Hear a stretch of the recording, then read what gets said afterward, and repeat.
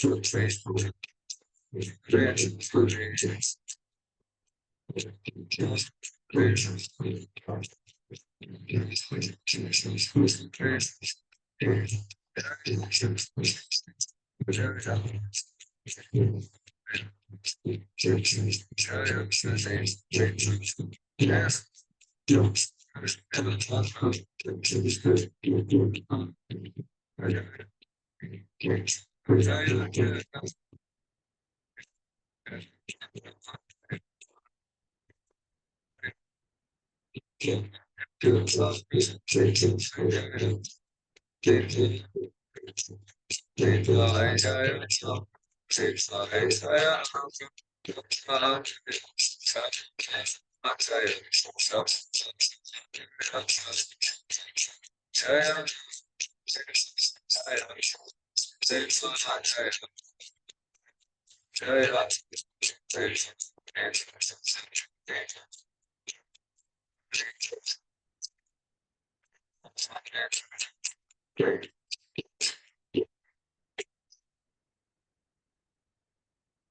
राम संकीर्तन की जय।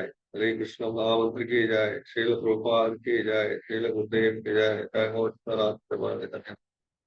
हरे कृष्ण। ఈ రోజు కార్యక్రమానికి వచ్చిన భక్తులందరికీ కూడా ఇస్కాన్ సన్నిధిలో స్వాగతం తెలియజేస్తూ ఇప్పుడు మనం ఈ రోజు భక్తి యొక్క లక్షణములు అనే ఒక అంశం గురించి మనం చర్చించుకుంటున్నాం.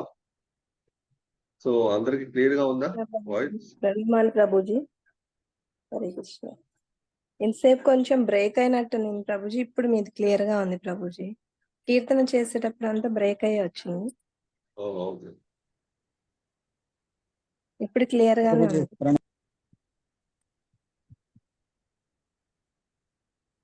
హరే కృష్ణ ప్రభుజీ.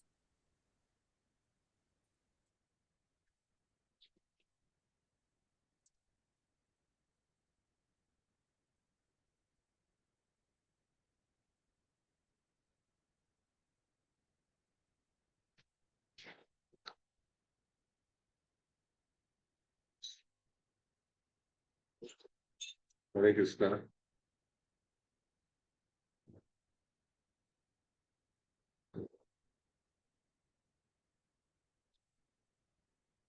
సో ఈరోజు మనం డిస్కస్ చేస్తున్న టాపిక్ శుద్ధ భక్తి యొక్క లక్షణములు.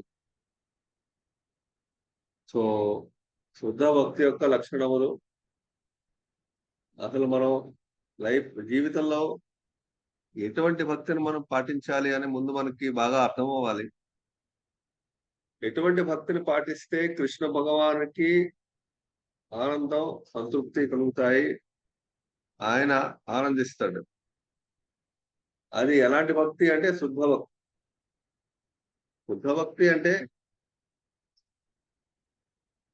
శుద్ధ భక్తి అంటే ఎప్పుడు కూడా ఎటువంటి భౌతిక లాభాపేక్ష లేకుండా, అదేవిధంగా ఎటువంటి కర్మ మరియు జ్ఞానకాండ కర్మకాండ ఇలాంటి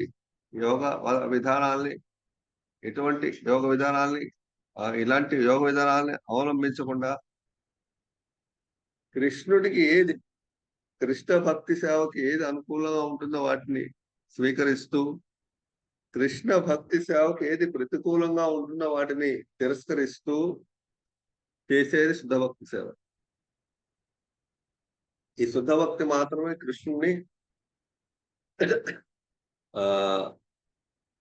కృష్ణునికి ఆనందాన్ని ఇస్తుంది, సంతృప్తిని ఇస్తుంది, అంటే పూర్తి ఆనందాన్ని ఇస్తుంది. సో అది ఈ టాపిక్. అందుకే ఈ టాపిక్ శుద్ధ భక్తి యొక్క లక్షణాలు టాపిక్ మనం స్టార్ట్ చేస్తున్నాం, డిస్కస్ చేద్దాం. సో చాలా కొన్ని అంశాలను ఈ టాపిక్ డిస్కస్ చేయవలసినవి. ముందు మనం మంగళాచరణం చేసుకుని ఈ టాపిక్ డిస్కస్ చేద్దాం. ఓం నమో భగవతే వాసుదేవాయ. ఓం నమో భగవతే వాసుదేవాయ. ఓం నమో భగవతే వాసుదేవాయ. ఓం అజ్ఞానతిమిరాంధస్య జ్ఞానాంజనశలాకయా చక్షురున్మీలితం యేన తస్మై శ్రీ గురవే నమః. శ్రీ చైతన్య మనోభీష్టం స్థాపితం యేన భూతలే స్వయం రూపకదా మహ్యం దదాతి స్వపదాంతికం. వందేహం శ్రీగురో శ్రీయుత పదకమలం శ్రీగురోన్ వైష్ణవాంశ్చ శ్రీరూపం సాగ్రజాతం సహగణ రఘునాథాన్వితం తం సజీవం సాద్వైతం సావధూతం పరిజన సహితం కృష్ణ చైతన్య దేవం శ్రీరాధా కృష్ణ పాదాన్ సహగణ లలితా శ్రీయుతాన్వితాంశ్చ. హే కృష్ణ కరుణా సింధో దీనబంధో జగత్పతే గోపేశ గోపికా కాంత రాధా కాంత నమోస్తుతే. సప్త కాంచన గౌరాంగి రాధే బృందావనేశ్వరి వృషభానుసుతే దేవి ప్రణమామి హరిప్రియే. వాంఛా కల్పతరుభ్యశ్చ కృపా సింధుభ్య ఏవ చ పతితానాం పావనేభ్యో వైష్ణవేభ్యో నమో నమః. జయ శ్రీకృష్ణ చైతన్య ప్రభు నిత్యానంద శ్రీ అద్వైత గదాధర శ్రీవాసాది గౌరభక్తవృంద. నమో విష్ణుపాదాయ కృష్ణ పరిష్టాయ భూతలే శ్రీమదే భక్తి వేదాంత స్వామినామినే. నమస్తే సరస్వతే దేవే గౌరవాణి ప్రచారిణే నిర్విశేష శూన్యవాది పాశ్చాత్యదేశారిణే. జయ శ్రీకృష్ణ చైతన్య ప్రభు నిత్యానంద శ్రీ అద్వైత గదాధర శ్రీవాసాది గౌరభక్త వృంద. హరే కృష్ణ కృష్ణ కృష్ణ హరే హరే హరే రామ రామ రామ హరే హరే. లోకం కరోతు వాచాలం పంకం లంగాయతే గిరిం యత్కృపాతమహం వందే శ్రీగురుం దేవతారిణం పరమానందమాధవం శ్రీ చైతన్యమేశ్వరం. హరి ఓం తత్సత్. హరే కృష్ణ. ఈ శుద్ధ భక్తి యొక్క లక్షణాలు, ఎటువంటి లక్షణాలు శుద్ధ భక్తి యొక్క లక్షణాలు, అసలు ఈ టాపిక్ మనం ఎందుకు ఈ రోజు తీసుకున్నాం అంటే, ఈ రోజు ఈ యొక్క లక్షణాలు 6 లక్షణాలు ఉన్నాయి, శుద్ధ భక్తి లక్షణాలు. 6 లక్షణాలని మనం కొన్ని క్లాసుల్లో మనం డిస్కస్ చేద్దాం. 6 లక్షణాలు అసలు ముందు తెలుసుకోవాలంటే శుద్ధ భక్తి అనేది ఏమిటో ముందు మనం తెలుసుకోవాలి. శుద్ధ భక్తి అనేది తెలుసుకోవడం చాలా ఇంపార్టెంట్. ఎందుకంటే శుద్ధ భక్తి అనేది చేస్తేనే మనం భగవంతుడి యొక్క అనుగ్రహాన్ని చాలా తొందరగా మనం పొందగలం, చాలా త్వరితంగా, అంటే చాలా క్విక్ గా పొందగలం. అలాగే శుద్ధ భక్తి మాత్రమే కృష్ణుని ఆకర్షిస్తుంది. ఈ విషయం చాలా ఇంపార్టెంట్. భక్తి అనేది అందరం చేస్తాం. భక్తిలో కూడా కలపడ భక్తి, మిశ్రమ భక్తి, అంటే కలపడ భక్తి అంటే మిశ్రమ భక్తి, అలాగే శుద్ధ భక్తి. సో ఈ మిశ్రమ భక్తి శుద్ధ భక్తి 2 ఉన్నాయి. మిశ్రమ భక్తి అంటే భౌతిక కోరికలతోని, ఆ భౌతిక కోరికల్ని కోరుకుంటూ, లేదంటే కర్మయోగం, జ్ఞానయోగం ఇవి కూడా చేస్తూ భక్తి చేయడం, ఇది మిశ్రమ భక్తి. శుద్ధ భక్తి అంటే భక్తి మాత్రమే చేయడం, ఎటువంటి కోరికలు భగవంతుడిని కృష్ణుని కోరుకోకుండా, కృష్ణుడికి ఆఖరికి ముక్తి కూడా కృష్ణుడి దగ్గర కోరుకోకుండా, అదే విధంగా కృష్ణుడికి ఏది అనుకూలమైనవో ఆ విధంగా భక్తి సేవలు చేస్తూ, కృష్ణుడికి ఏది వ్యతిరేకంగా ఉన్నాయో అవి అలాంటి సేవల్ని, అలాంటి విషయాలను మనం తిరస్కరించాలి. ఈ విధంగా భక్తి చేయడం అనేది శుద్ధ భక్తి. సో ఎప్పుడు కృష్ణ భక్తి చేసేవాడు ఎప్పుడు ఎలా ఉంటాడు, శుద్ధ భక్తి చేయడానికి అప్పుడు ప్రయత్నించాలి. అప్పుడే మనం మన యొక్క దానివల్ల వచ్చే ఫలితం ఏమిటో మనం డిస్కస్ చేద్దాం. ఎలాంటి లక్షణాల వల్ల డెవలప్ అవుతాయి, మనలో ఎలాంటి ఫలితాలు వస్తాయి, మనకి ఎటువంటి భౌతిక లాభాలని మనం భక్తి ద్వారా మనం ఆశించకూడదు, అవన్నీ మనం డిస్కస్ చేద్దాం. సో ఇది శుద్ధ భక్తి యొక్క డెఫినేషన్. ఇదేమిటిది? శుద్ధ భక్తి యొక్క డెఫినేషన్ ఏమిటి? అన్యాభిలాషిత శూన్యం జ్ఞాన కర్మాది అనావృతం అనుకూల్యన కృష్ణానుశీలనం భక్తి ఉత్తమ. ఇది శుద్ధ భక్తి యొక్క భక్తి. అంటే యాక్చువల్ గా శుద్ధ భక్తియే. యాక్చువల్ గా భక్తి అంటే, భక్తి అనే పదం యాక్చువల్ గా ఈ భౌతిక ప్రపంచానికి సంబంధించింది కాదు. భక్తి అనేది ఆధ్యాత్మిక ప్రపంచానికి సంబంధించింది. ఆధ్యాత్మిక ప్రపంచంలో ఈ సత్వ రజో తమో గుణాలు ఉండవు. ఈ కర్మకాండ, జ్ఞానకాండ ఇలాంటివి ఉండవు. అష్టాంగ యోగం ఏమి ఉండవు అక్కడ. ఇవన్నీ కూడా ఈ భౌతిక ప్రపంచంలోనే ఉంటాయి.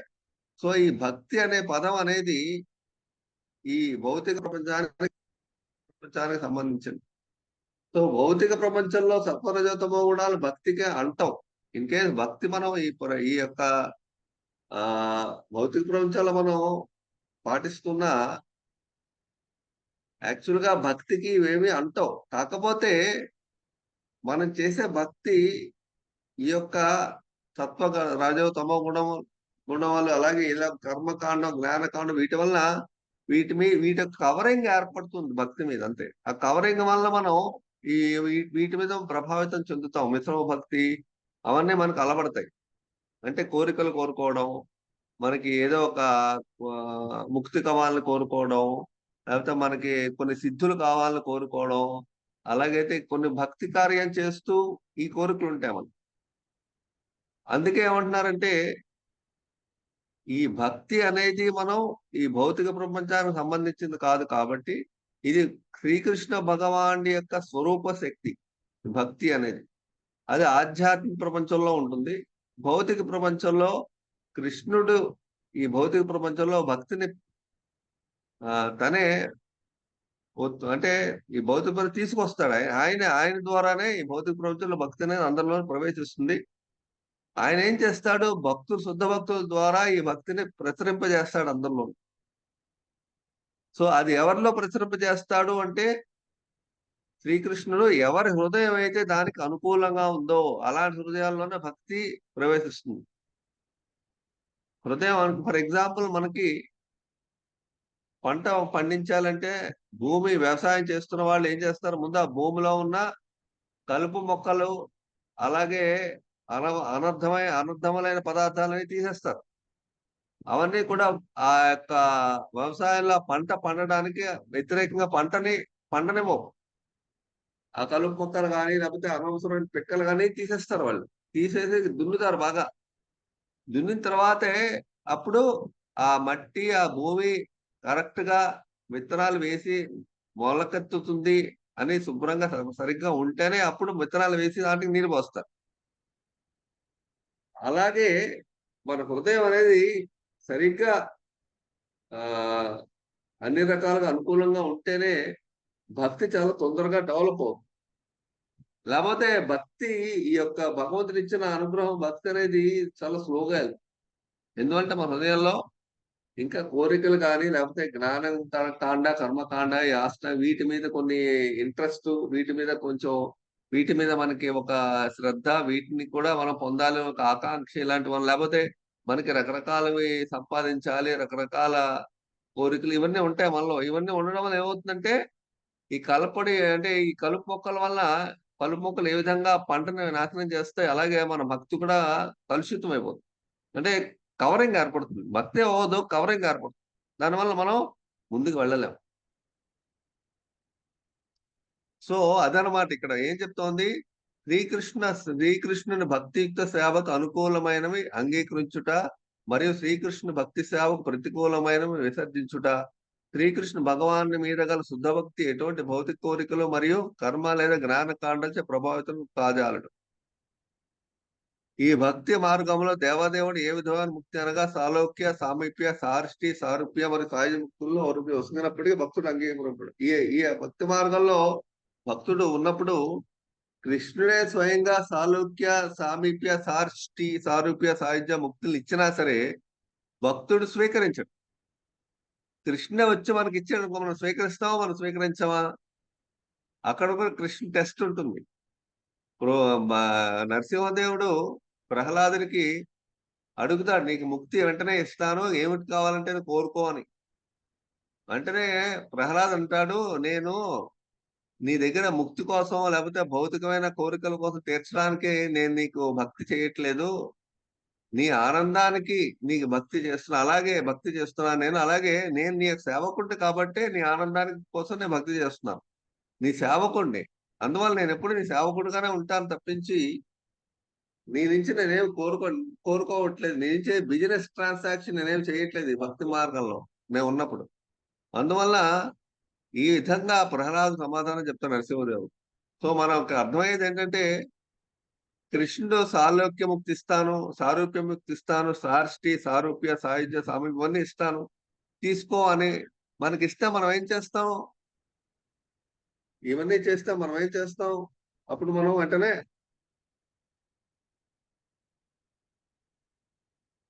ఇవన్నీ మనం ఏం చేస్తాం? ఓహో మన కృష్ణుడు ఇస్తున్నాడు అని చెప్పి మనం వెంటనే తీసుకుంటాం.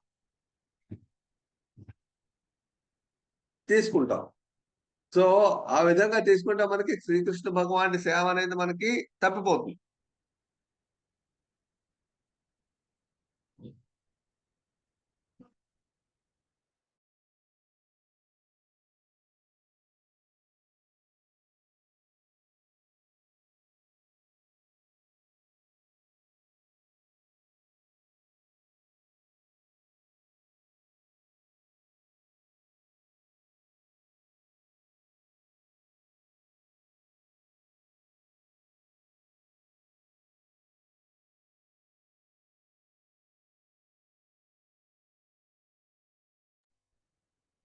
Prabhuji వినపట్లేదు voice.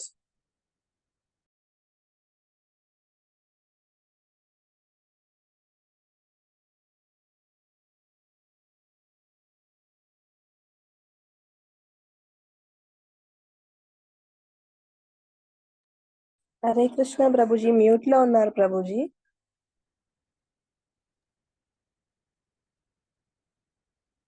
Hare Krishna. So okay, అంటే ఇక్కడ మనం ఏది డిస్కస్ చేస్తాం, ఈ విధంగా మనం భక్తి ఇలాంటి దృక్పథాన్ని, ఇలాంటి ఆ ఆలో మన భక్తి, మన మనసు ఈ విధంగా మనం తయారు చేసుకోవాలి. అది మెయిన్ ఇంపార్టెంట్. మనం ఇక్కడ నేర్చుకోవాల్సింది అంటే భగవంతుడు స్వయంగా తనే ముక్తినిచ్చినా మనం మనం ఏమో అడుగుతాం, నీ సేవ ఒకటే కావాలి మాకు, నీ భక్తియుక్తమైన సేవ ఒకటే నేను కోరుకుంటున్నాను తప్పించి నీ దగ్గర నుంచి నేను ఎటువంటి ముక్తిని గాని, ఎటువంటి ఇన్ కేస్ భగవంతుడే స్వయంగా మనకి సేవ ఇస్తూ కూడా ఆయన ముక్తి అంటే సేవ వస్తుందనే గ్యారంటీ ఏమీ లేదు. శ్రీకృష్ణ భగవానుడు ప్రేమ వస్తుందని గ్యారంటీ ఏమీ లేదు. అలాగే శ్రీకృష్ణ భగవానుడి సేవ మనకి లభిస్తుందని గ్యారంటీ ఏమీ లేదు. ముక్తి అనేది భౌతిక బంధం నుంచి మనం వెళ్ళిపోతాం అంతే. ఆధ్యాత్మిక బంధం వెళ్ళిపోయినా సరే అక్కడ కూడా ఇక్కడ జీవిస్తాం, అక్కడ కూడా జీవిస్తాం. బట్ శ్రీకృష్ణ భగవానుడికి స్వయంగా సేవ చేయగలిగే అవకాశం, శ్రీకృష్ణ భగవానుడి మీద కృష్ణ ప్రేమ, ఇవన్నీ వస్తాయని గ్యారంటీ ఏమీ లేదు ముక్తి వస్తాయి. అందువల్ల శుద్ధ భక్తులు ఎప్పుడు ముక్తిని కోరుకోరు. అది కారణం. సో జనరల్గా ధర్మ అర్థ కామ మోక్షం వస్తే మనకు చాలు అనుకుంటాము. ఆ మోక్షం అంటే ముక్తి. ఆ మోక్షం పొందితే జీవితంలో మనం మనం సాధించాం అనుకుంటాం. కానీ అక్కడికి శ్రీకృష్ణ భగవాన్ ప్రేమ లేకపోతే, శ్రీకృష్ణ భగవాన్ని సేవ చేయడానికి మనకు అవకాశం లేకపోతే ముక్తి వచ్చిన ఉపయోగం లేదు. ఆ సేవ చేయడం, శ్రీకృష్ణ భగవాన్ మీద ప్రేమ ఈ భౌతిక ప్రపంచంలో మనకి లభిస్తే అక్కడే మనం హ్యాపీగా ఉంటాం. ఈ భౌతిక ప్రపంచంలోనే హ్యాపీగా ఉండొచ్చు భగవంతుని సేవ చేస్తూ. ముక్కుపోతాను ఏసీ వేసుకొని కావాలంటే. హరే కృష్ణ. దయచేసి మ్యూట్ లో పెట్టుకోండి. సో అందువలన ఇదన్నమాట. అందుకే అన్యాభిలాష శూన్యం జ్ఞాన కర్మాది అనావృతం అనుకూల్యాన్ని కృష్ణానుశీలన భక్తిని ఉత్తమ. ఇది ఉత్తమ భక్తి. ఇప్పుడు ఈ భక్తి యొక్క లక్షణాలు ఏమున్నాయంటే దుఃఖమయ జీవనం తొలగిపోవుట. మనకి దుఃఖమయమైన జీవితం అనేది మనకి తొలగిపోతుంది శుద్ధ భక్తి మనం చేస్తే. అలాగే శుభం అనేది మన జీవితంలో కలుగుతుంది.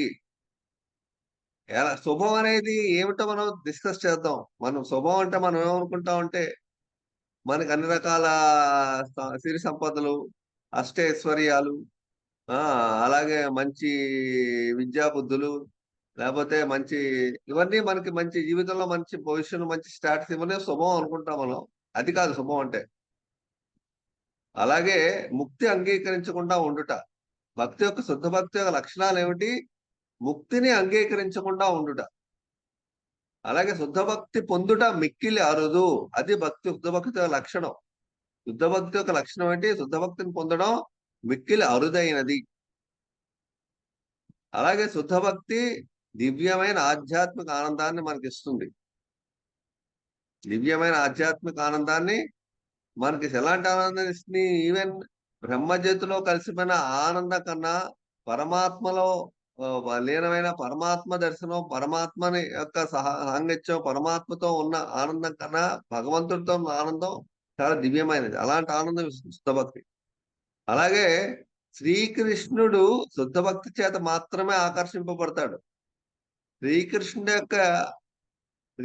మనల్ని ఆకర్షించాలి, మనల్ని అట్రాక్ట్ అవ్వాలి, మనల్ని చూసి అంటే మనం శుద్ధ భక్తి చేయాలి. అప్పుడే శ్రీకృష్ణుడు మనకి అట్రాక్ట్ అవుతాడు. అంటే శ్రీకృష్ణుడు మనల్ని చూడగానే ఆయనే అట్రాక్ట్ అవుతాడు మనం. అందువల్ల ఈ 6 లక్షణాలు శుద్ధ భక్తి యొక్క లక్షణాలు. సో ఈ 6 లక్షణాలు మనం అర్థం చేసుకుందాం. బాగా అర్థం చేసుకుంటే మనకి శుద్ధ భక్తి మనం ఎందుకు చేయాలో తెలుస్తుంది. సో అదనమాట. ఫస్ట్ ముందు దుఃఖమయ జీవనం తొలగిపోవటం. దుఃఖమయ జీవనం తొలగిపోవట. శ్రీకృష్ణుడు ఏమంటున్నాడు ఇక్కడ చాలా ఇంపార్టెంట్. ఏమంటున్నాడు ఇక్కడ? దుఃఖమయ జీవనం తొలగిపోవుట చెప్తున్నాడు. దుఃఖమయ జీవనం అంటే ఏంటి? అనేక కష్టాలు, అనేకమైన బాధలు మన జీవితంలో అందరూ అనుభవిస్తున్నాం జనరల్ గా ఈ ప్రపంచంలో. సో దుఃఖమయ జీవనం తొలగిపోవటం అంటే అందరూ ఏమనుకుంటారు?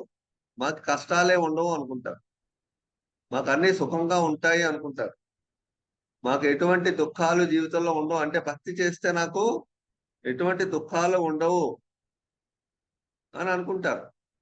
ఇది జనరల్గా మనం అందరం కోరుకునేది. అంటే భక్తి మనం ఎందుకు చేస్తున్నాం అంటే ఎటువంటి దుఃఖాలు లేకుండా, ఎటువంటి కష్టాలు లేకుండా మనం ఆనందంగా ఉండగలం. సో అది మనం అనుకుంటాం. సో కానీ ఆ ఈ దుఃఖమయ జీవనం యొక్క ముందు అర్థం తెలుసుకుందాం. అలాగే శుద్ధ భక్తి యొక్క ఫలితం కూడా మనం అర్థం చేసుకుందాం. దుఃఖమయ జీవనం అంటే ఏంటంటే మనం పూర్వజన్మ కర్మల వల్ల మనకి ఈ జన్మల్లో వచ్చే దుఃఖాలు, కష్టాలు ఇవన్నీ దుఃఖమయంగా మనకు అనిపిస్తాయి. కానీ ఈ దుఃఖాలతో ఉన్న జీవనం అనేది మనకి ఏ విధంగా మనకి పోతుంది అనేది మనకి ఒక ఆలోచన మనకి ఎప్పుడూ వస్తుంది. మనకి చాలా బాధ వస్తుంది, నేను కృష్ణుడికి ఇంత సేవ చేస్తున్నానే దుఃఖాలు ఇంకా పోవట్లేదు అని మనకి నమ్మకం కూడా పోతుంది. ఇంకోటి ఏంటంటే భక్తి మార్గంలో మనం ఎందుకు వెళ్తున్నామంటే దుఃఖాలు పోగొట్టుకోవడానికి మనం వెళ్ళట్లేదు. కృష్ణ మీద ప్రేమతో భక్తి చేయాలని మనం చేస్తున్నాం అంతే. దుఃఖాలు పోగొట్టుకోవడానికి మనం వెళ్ళట్లేదు భక్తి మార్గం. ఈ దుఃఖాలు పోవడం అనేది సెకండరీ ప్రోడక్ట్. అంటే ఇప్పుడు ఏదైనా ఒక పని చేస్తున్నాం అనుకోండి, అది ఆ పని యొక్క ముఖ్యమైన లక్ష్యం ఒకటి ఉంటుంది, దానికోసం మనం చేస్తాం. ఈ దుఃఖం పోవడం అనేది ఆటోమేటిక్ గా జరుగుతుంది, దాని గురించి మనం వరి అవసరం పని లేదు. సో ఇదన్నమాట భక్తి యొక్క లక్షణం. ఆటోమేటిక్ గా దుఃఖమయ జీవితం వెళ్ళిపోతుంది. కానీ మనకి అనిపిస్తుంది ఒకసారి మనకు దుఃఖాలే ఎక్కువ కనబడితే భక్తి చేస్తున్నా. సో మన దాని గురించి మనం డిస్కస్ చేద్దాం. కృష్ణ ఉన్నాడు ఇక్కడ 11వ అధ్యాయం 11వ స్కందం 14వ అధ్యాయం 19వ శ్లోకంలో భాగవతంలో ఏమంటున్నాడంటే, ఎవరైతే నాకు శ్రీకృష్ణ భగవాన్ భక్తి సేవ చేస్తారో అగ్ని ఏ విధంగా వెదుర ముక్కల్ని దహింపజేస్తుందో అదే విధంగా నా భక్తుల పాపకర్మల ఫలితాలు దహింపజేయను. ఆ విధంగా అందుకే శ్రీకృష్ణ ఏమన్నాడు భగవద్గీత చివరిన లాస్ట్ శ్లోకం, సర్వధర్మాన పరిత్యజ్య మామేకం శరణం వ్రజ అహం త్వాం సర్వ పాపేభ్యో మోక్షయిష్యామి మా శుచః.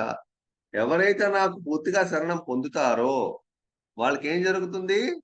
వాళ్ళ పాపాలని దహించేస్తాను అని చెప్తున్నాడు శ్రీకృష్ణ స్వయంగా.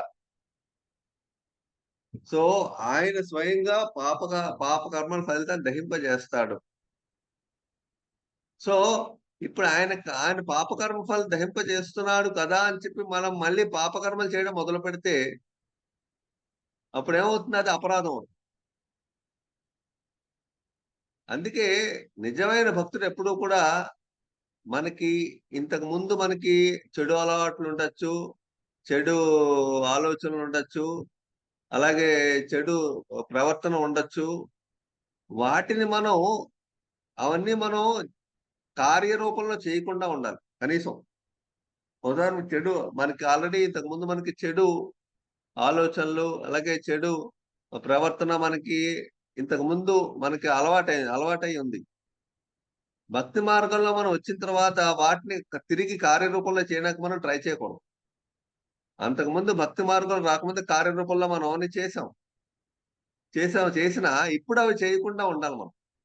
ఇన్కేస్ ఆ వాసన తొందరగా పోదు. కాకపోతే ఏమవుతుందంటే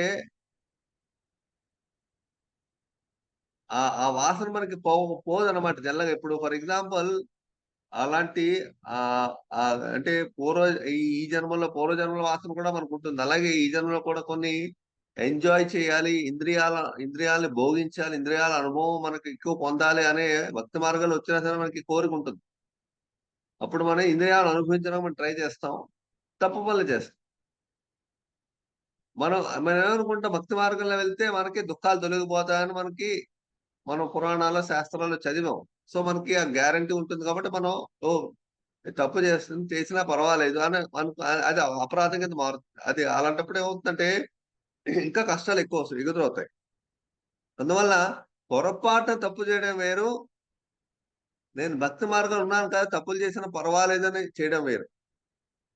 సో అందువల్ల భగవంతుడు ఎప్పుడు మనకి అనుగ్రహాన్ని ఇస్తారంటే మనం పొరపాటున ఏదో ఒకసారి తప్పు చేసినా పర్వాలేదు, ఆయన ఒప్పుకుంటాడు. భక్తి మార్గంలో ఉన్నా సరే పొరపాటున తప్పు చేసినా ఒకసారి ఒప్పుకుంటాడు. ఆయన శిక్షించడు. కానీ అదే పనిగా భక్తి మార్గంలో ఉన్నామనే ఒక అడ్వాంటేజ్ తీసుకుని అదే పనిగా చేస్తే అప్పుడు ఆయన మనకి సరైన పాఠం కూడా నేర్పుతాడు.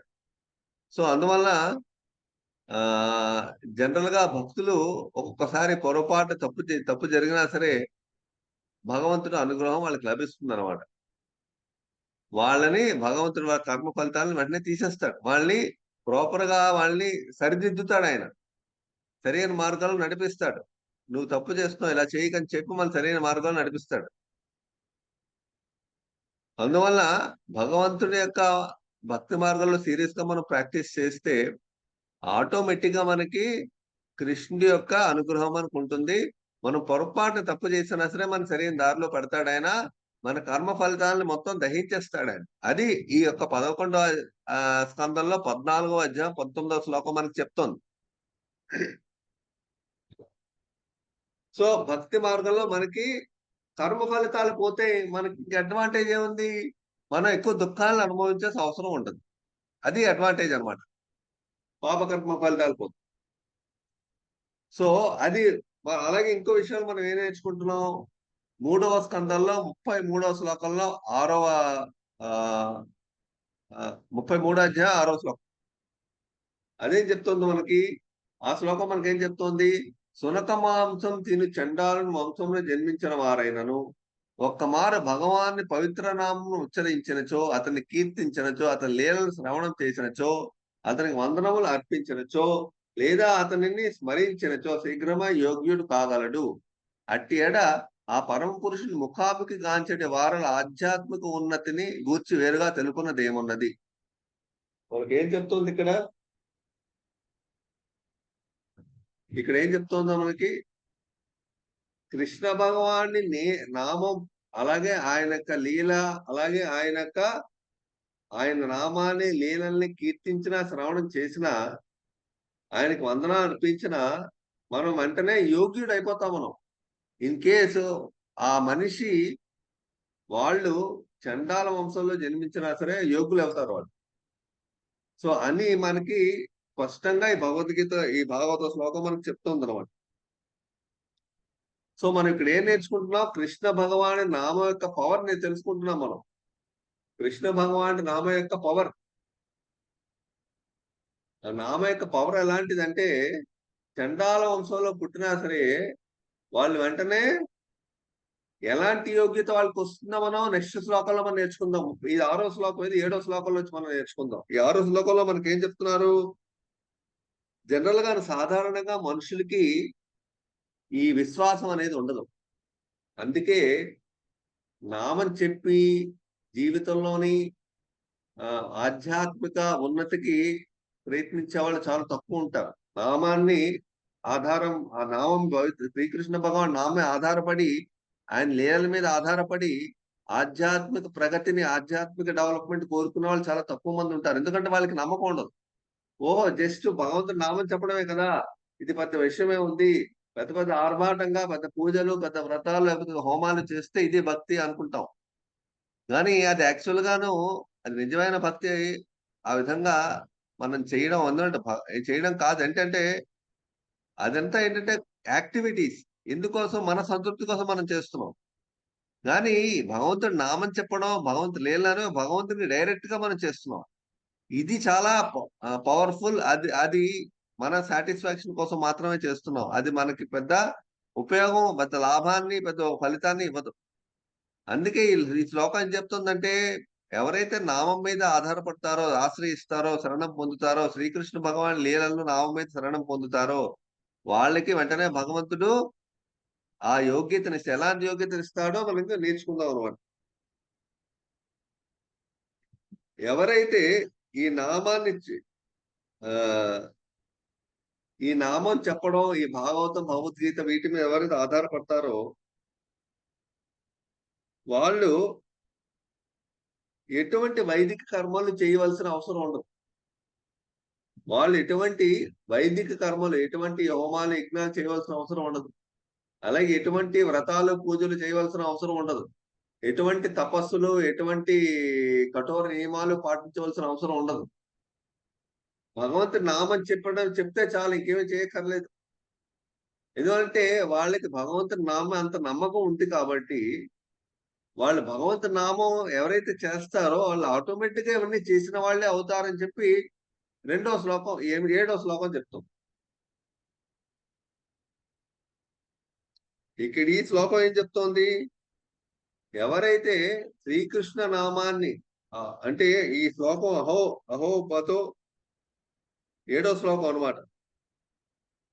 అహోబత సుపచో అతో గరియాన్ యజ్జిహ్వాకరే వర్తతే నామతుభ్యం తేపుస్తపస్తే శుశ్రూర్ అర్యు శుశ్రూర్ అర్యు జుహువు శుశ్రూర్ అర్యు ఆర్య బ్రహ్మానుచు నామ గృణంతి అయితే. ఈ శ్లోకం మనకేం చెబుతుందంటే చాలా ఇంపార్టెంట్ శ్లోకం భాగవతంలో 3వ స్కందం 33వ అధ్యాయం 7వ శ్లోకం.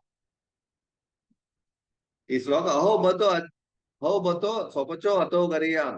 అహో అంటే చాలా భాగ్యం. ఎలాంటి భాగ్యం? స్వపచ అంటే కుక్క మాంసం వండుకొని తినేవాళ్ళు. అలాంటి కుక్క మాంసం వండుకొని తినేవాళ్ళు వాళ్ళ నాలిక చివరిన ఎప్పుడైతే కృష్ణనామ హరినామం పలుకుతోందో అలాంటి చండాలరు కూడా వాళ్ళు ధన్యులు అని చెప్తుంది ఈ శ్లోకం. చాలా ధన్యులు వాళ్ళు. ఎందుకంటే వాళ్ళ నాలిక చివరిన హరినామం కృష్ణనామం చెప్పబడుతుందంటే వాళ్ళు చాలా ధన్యులు. వాళ్ళు పూజనీయులే అని చెప్తోంది. ధన్యులు ఒకటే కాదు, వాళ్ళు చండాల వంశంలో పుట్టిన వాళ్ళు పూజనీయులే అని చెప్తుంది ఈ శ్లోకం. అహోబతో స్వపచో అతో వరియా అంటే వాళ్ళు పూజనీయులే. ఎందుకు పూజనీయులంటే వాళ్ళ నాలుక మీద ఈ యొక్క పవిత్ర నామం చెప్పబడుతోందని అర్థం. ఎందువల్ల వాళ్ళు పూజనీయులు అంటే ఈ పవిత్ర నామం వాళ్ళు చెప్పడం వల్ల వాళ్ళు సమస్త యజ్ఞాలు, తపస్సులు అన్ని వ్రతాలు నిర్వహించినట్టే అర్థం. వాళ్ళకి అన్ని శుభమైన గుణాలు వాళ్ళకి వచ్చినట్టే అర్థం. వాళ్ళు అన్ని తీర్థస్థలాల్లో స్నానం ఆచరించినట్టే అర్థం. అలాగే వాళ్ళు అన్ని వేదాధ్యయనం చేసినట్టే అర్థం. ఇవన్నీ కూడా వాళ్ళు ముందే చేశారు. అందుకే ఈ నామం వాళ్ళు చెప్పగలుగుతున్నారు అని చెప్పి ఈ శ్లోకం చెప్తారు. అంటే భగవంతుడి యొక్క నామము, భగవంతుడి లీలలు ఎంత పవర్ఫుల్ అయినవో మనకు చెప్తోంది. అంటే వాళ్ళకి చండాలన వంశం అంటే ఏమిటి? చండాల కులం అంటే చాలా దుఃఖమైన జీవితం. చండాలన కులం అంటే ఇక్కడ ఏం చెప్తోంది? చాలా దుఃఖమైన జీవితం అది. అది చాలా దుఃఖకరమైన శరీరం, దుఃఖకరమైన జీవనం అది. అలాంటి జీవనంలో ఉన్న వాళ్ళు కూడా ధన్యులు అయిపోతారు అని చెప్తోంది భగవంతుడు నా కృష్ణనామని చెప్తే. అంటే వాళ్ళ పొజిషన్ ఎలా వస్తారో అని చెప్తోంది మనకి. జనరల్ గాను మన దీని యొక్క లక్షణాలను తెలుసుకుందాం ఇక మీద నుంచి. వాళ్ళ పరిస్థితి ఏమిటంట? వాళ్ళు బ్రాహ్మణుని కంటే అధికులు కాగలరు. ఎవరైతే చండాల వంశంలో పుట్టినా కృష్ణనామం చెప్తే వాళ్ళు బ్రాహ్మణుల కంటే అధికులు కాగలరు అని చెప్తోంది. అంటే మనం ఈ ఇస్కాన్లో మనం చూస్తాం, ప్రభుపాద అమెరికా వెళ్ళి అందరినీ అక్కడ ఆల్రెడీ వాళ్ళకి కొన్ని చెడు అలవాట్లు ఉన్నా సరే ఎప్పుడైతే కృష్ణ భక్తి మార్గంలో వచ్చారో వాళ్ళు వైష్ణవులు అయిపోయారు వెంటనే. వైష్ణవులు అంటే ఎవరు? బ్రాహ్మణుడి కంటే అధికమైన స్థానంలో ఉన్నవాళ్ళు, ఉన్నతమైన స్థానంలో ఉన్నవాళ్ళు వైష్ణవులు అంటే. సో వాళ్ళు ఎప్పుడైతే కృష్ణ భక్తి మార్గాన్ని మొదలుపెట్టి ఆరంభించారో జీవితంలో బ్రాహ్మణుల కంటే వాళ్ళు అధికులు అయిపోయారు అనమాట. ఎందుకు బ్రాహ్మణుల కన్నా అధికులు అయిపోయారు అంటే ఇక్కడ మనం ఒక విషయం తెలుసుకోవాలి. బ్రాహ్మణ కులంలో పుట్టినా సరే, బ్రాహ్మణ కులంలో పుట్టిన ఉపనయనం అనేది చేసుకోవాలి. అంటే ఒడుగు చేసుకోవాలి. తెలుగులో ఒడుగు, ఉపనయనం చేసుకోవాలి. ఉపనయనం చేసుకున్న తర్వాతనే వాళ్ళకి వేదాధ్యయనం చదవడానికి అవకాశం వస్తుంది. ఉపనయనం చేయకుండా బ్రాహ్మణ కులంలో వేదాధ్యయనం చేయడానికి అవకాశం రాదు, చేయలేరు, చేయకుండా అర్హత రాదు. అందుకే ఈ ఉపనయనం అనేది బ్రాహ్మణులు, క్షత్రియులు, వైశ్యులు వీళ్ళకి ఉపనయనం చెప్పబడింది, శూద్రులకు చెప్పబడలేదు. ఎందుకు అంటే ఆ ఉపనయనం ఎవరు చేసుకోగలరంటే బ్రాహ్మణ, క్షత్రియ, వైశ్యులు ఉపనయనం వాళ్ళకి యాక్చువల్గా వేదాలు చదవడానికి అర్హత ఉంటుంది. బ్రాహ్మణ అంటే మామూలుగా ఈ బ్రాహ్మణ, క్షత్రియ, వైశ్య పద్ధతిలో మనం వెళ్తే, కానీ ఎవరైతే హరినామం చెప్తారో వాళ్ళకి ఉపనయనం చేసుకోవాల్సిన అవసరం కూడా లేదు. ఆటోమేటిక్ గా వాళ్ళు వేదాధ్యయనం యొక్క అర్హత వాళ్ళకి ఆటోమేటిక్ గా వచ్చేస్తుంది. అంటే హరినామం చెప్పే హరిభక్తిలో ఉన్న వాళ్ళకి చండాల వంశంలో పుట్టినా సరే వాళ్ళకి అలాంటి అర్హత వెంటనే వాళ్ళకి లభిస్తుంది. అంటే హరినామ యొక్క పవర్ అలాంటిది అనమాట. బ్రాహ్మణుడు మాత్రం ఎప్పుడు ద్విజుడు అవుతాడు? ఉపనయన సంస్కారం చేసిన తర్వాతనే ద్విజుడు అవుతాడు. ద్విజుడైన తర్వాతనే వాళ్ళు వేదాధ్యయనం చేయడానికి వాళ్ళ అర్హత వస్తుంది. అదే బ్రాహ్మణుడికి వైష్ణవుడికి తేడా. వైష్ణవుడికి బ్రాహ్మణుడికి తేడా అదే. ఇంకోటి ఏంటంటే చండాల వంశంలో వాళ్ళు జన్మించిన సర్వ పాపాల నుండి వాళ్ళు ముక్తులైపోతారు. సర్వ పాపం నుండి వాళ్ళు ముక్తులైపోతారు. ఎందుకు? హరినామం చేస్తున్నారు కాబట్టి శ్రద్ధగా. ముక్తులైపోయే వాళ్ళు యజ్ఞ యాగాదులు, తీవ్ర తపస్సులు, సమస్త తీర్థస్థల్లో ఆచరించారు అని వాళ్ళకి ఆచరించారు అన్న ఆటోమేటిక్ గా ఆచరించినట్టే లెక్క. ఇక అన్ని యజ్ఞ యాగాదులు చేసినట్టే లెక్క, అన్ని తీవ్ర తపస్సులు చేసినట్టే లెక్క, అన్ని సమస్త తీర్థ స్థలాల్లో ఆ స్నానం ఆచరించినట్టే లెక్క. సర్వస్ పాపాల నుంచి వాళ్ళ ముక్తి వాళ్ళకి వెంటనే వస్తుంది అని ఈ శ్లోకాలు మనకు చెప్తున్నాయి. అలాగే వాళ్ళ జీవితంలో అన్ని సంస్కారాలు చేయవలసిన అవసరం ఉండదు.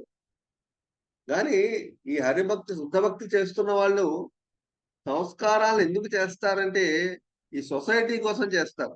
ఫర్ ఎగ్జాంపుల్, ఎవరైనా శుద్ధభక్తి, కృష్ణ భక్తిలో సీరియస్ గా చేస్తున్న వాళ్ళు సరిగ్గా సంస్కారాలు చేయలేకపోతే, కృష్ణ భక్తి చేస్తున్న వాళ్ళని సంస్కారాలు చేయట్లేదు కాబట్టి మనం ఎందుకు చేయాలి? సొసైటీలో చాలా మంది చేయడం మానేస్తారు. అందువలన వాళ్ళు చెప్తున్న వాళ్ళకి ఎగ్జాంపుల్ గా, ఉదాహరణకి చెప్పడానికి వాళ్ళు చేస్తారు అంతే. అంతేగాని వాళ్ళు దాని మీద వాళ్ళకి అటాచ్మెంట్ అంటూ ఏముండదు. వాళ్ళ సంస్కారం అటాచ్మెంట్ ఉండదు. అదే మామూలుగా సొసైటీలో కృష్ణ భక్తిలో సీరియస్ గా లేని కృష్ణ భక్తిని ఆచరించిన వాళ్ళకి ఆచరించకుండా ఉన్న వాళ్ళకి ఈ సంస్కారాలు తప్పనిసరిగా చేసే తీరాలి. అవి మానేస్తే వాళ్ళకి తప్పు, వాళ్ళకి ప్రాబ్లం. కాకపోతే ఈ కృష్ణ భక్తి చేసే వాళ్ళు సంస్కారాలు చేయవలసిన అవసరం ఉండదు. మరి వాళ్ళు ఎందుకు చేస్తారంటే సొసైటీకి చూపించడానికి, వాళ్ళకి ఉదాహరణకి చేస్తూ ఉంటారు. అలాగే ఇంకో విషయం ఏంటంటే, కృష్ణ భక్తి మార్గంలో శుద్ధమైన భక్తి చేస్తే ప్రారబ్ధ, అప్రారబ్ధ రెండు కూడా పోతాయి. ప్రారబ్ధ కర్మ, అప్రారబ్ధ కర్మ. ప్రారబ్ధ కర్మ అంటే ఏమిటి అంటే మనం తెలుసుకోవాలి. ప్రారబ్ధ కర్మ అంటే మనం ఎన్నో జన్మల నుంచి మనం ఎన్నో తప్పుడు పనులు, ఎన్నో చెడు పనులు మనం చేసాం. ఎన్నో వేల జన్మల నుంచి.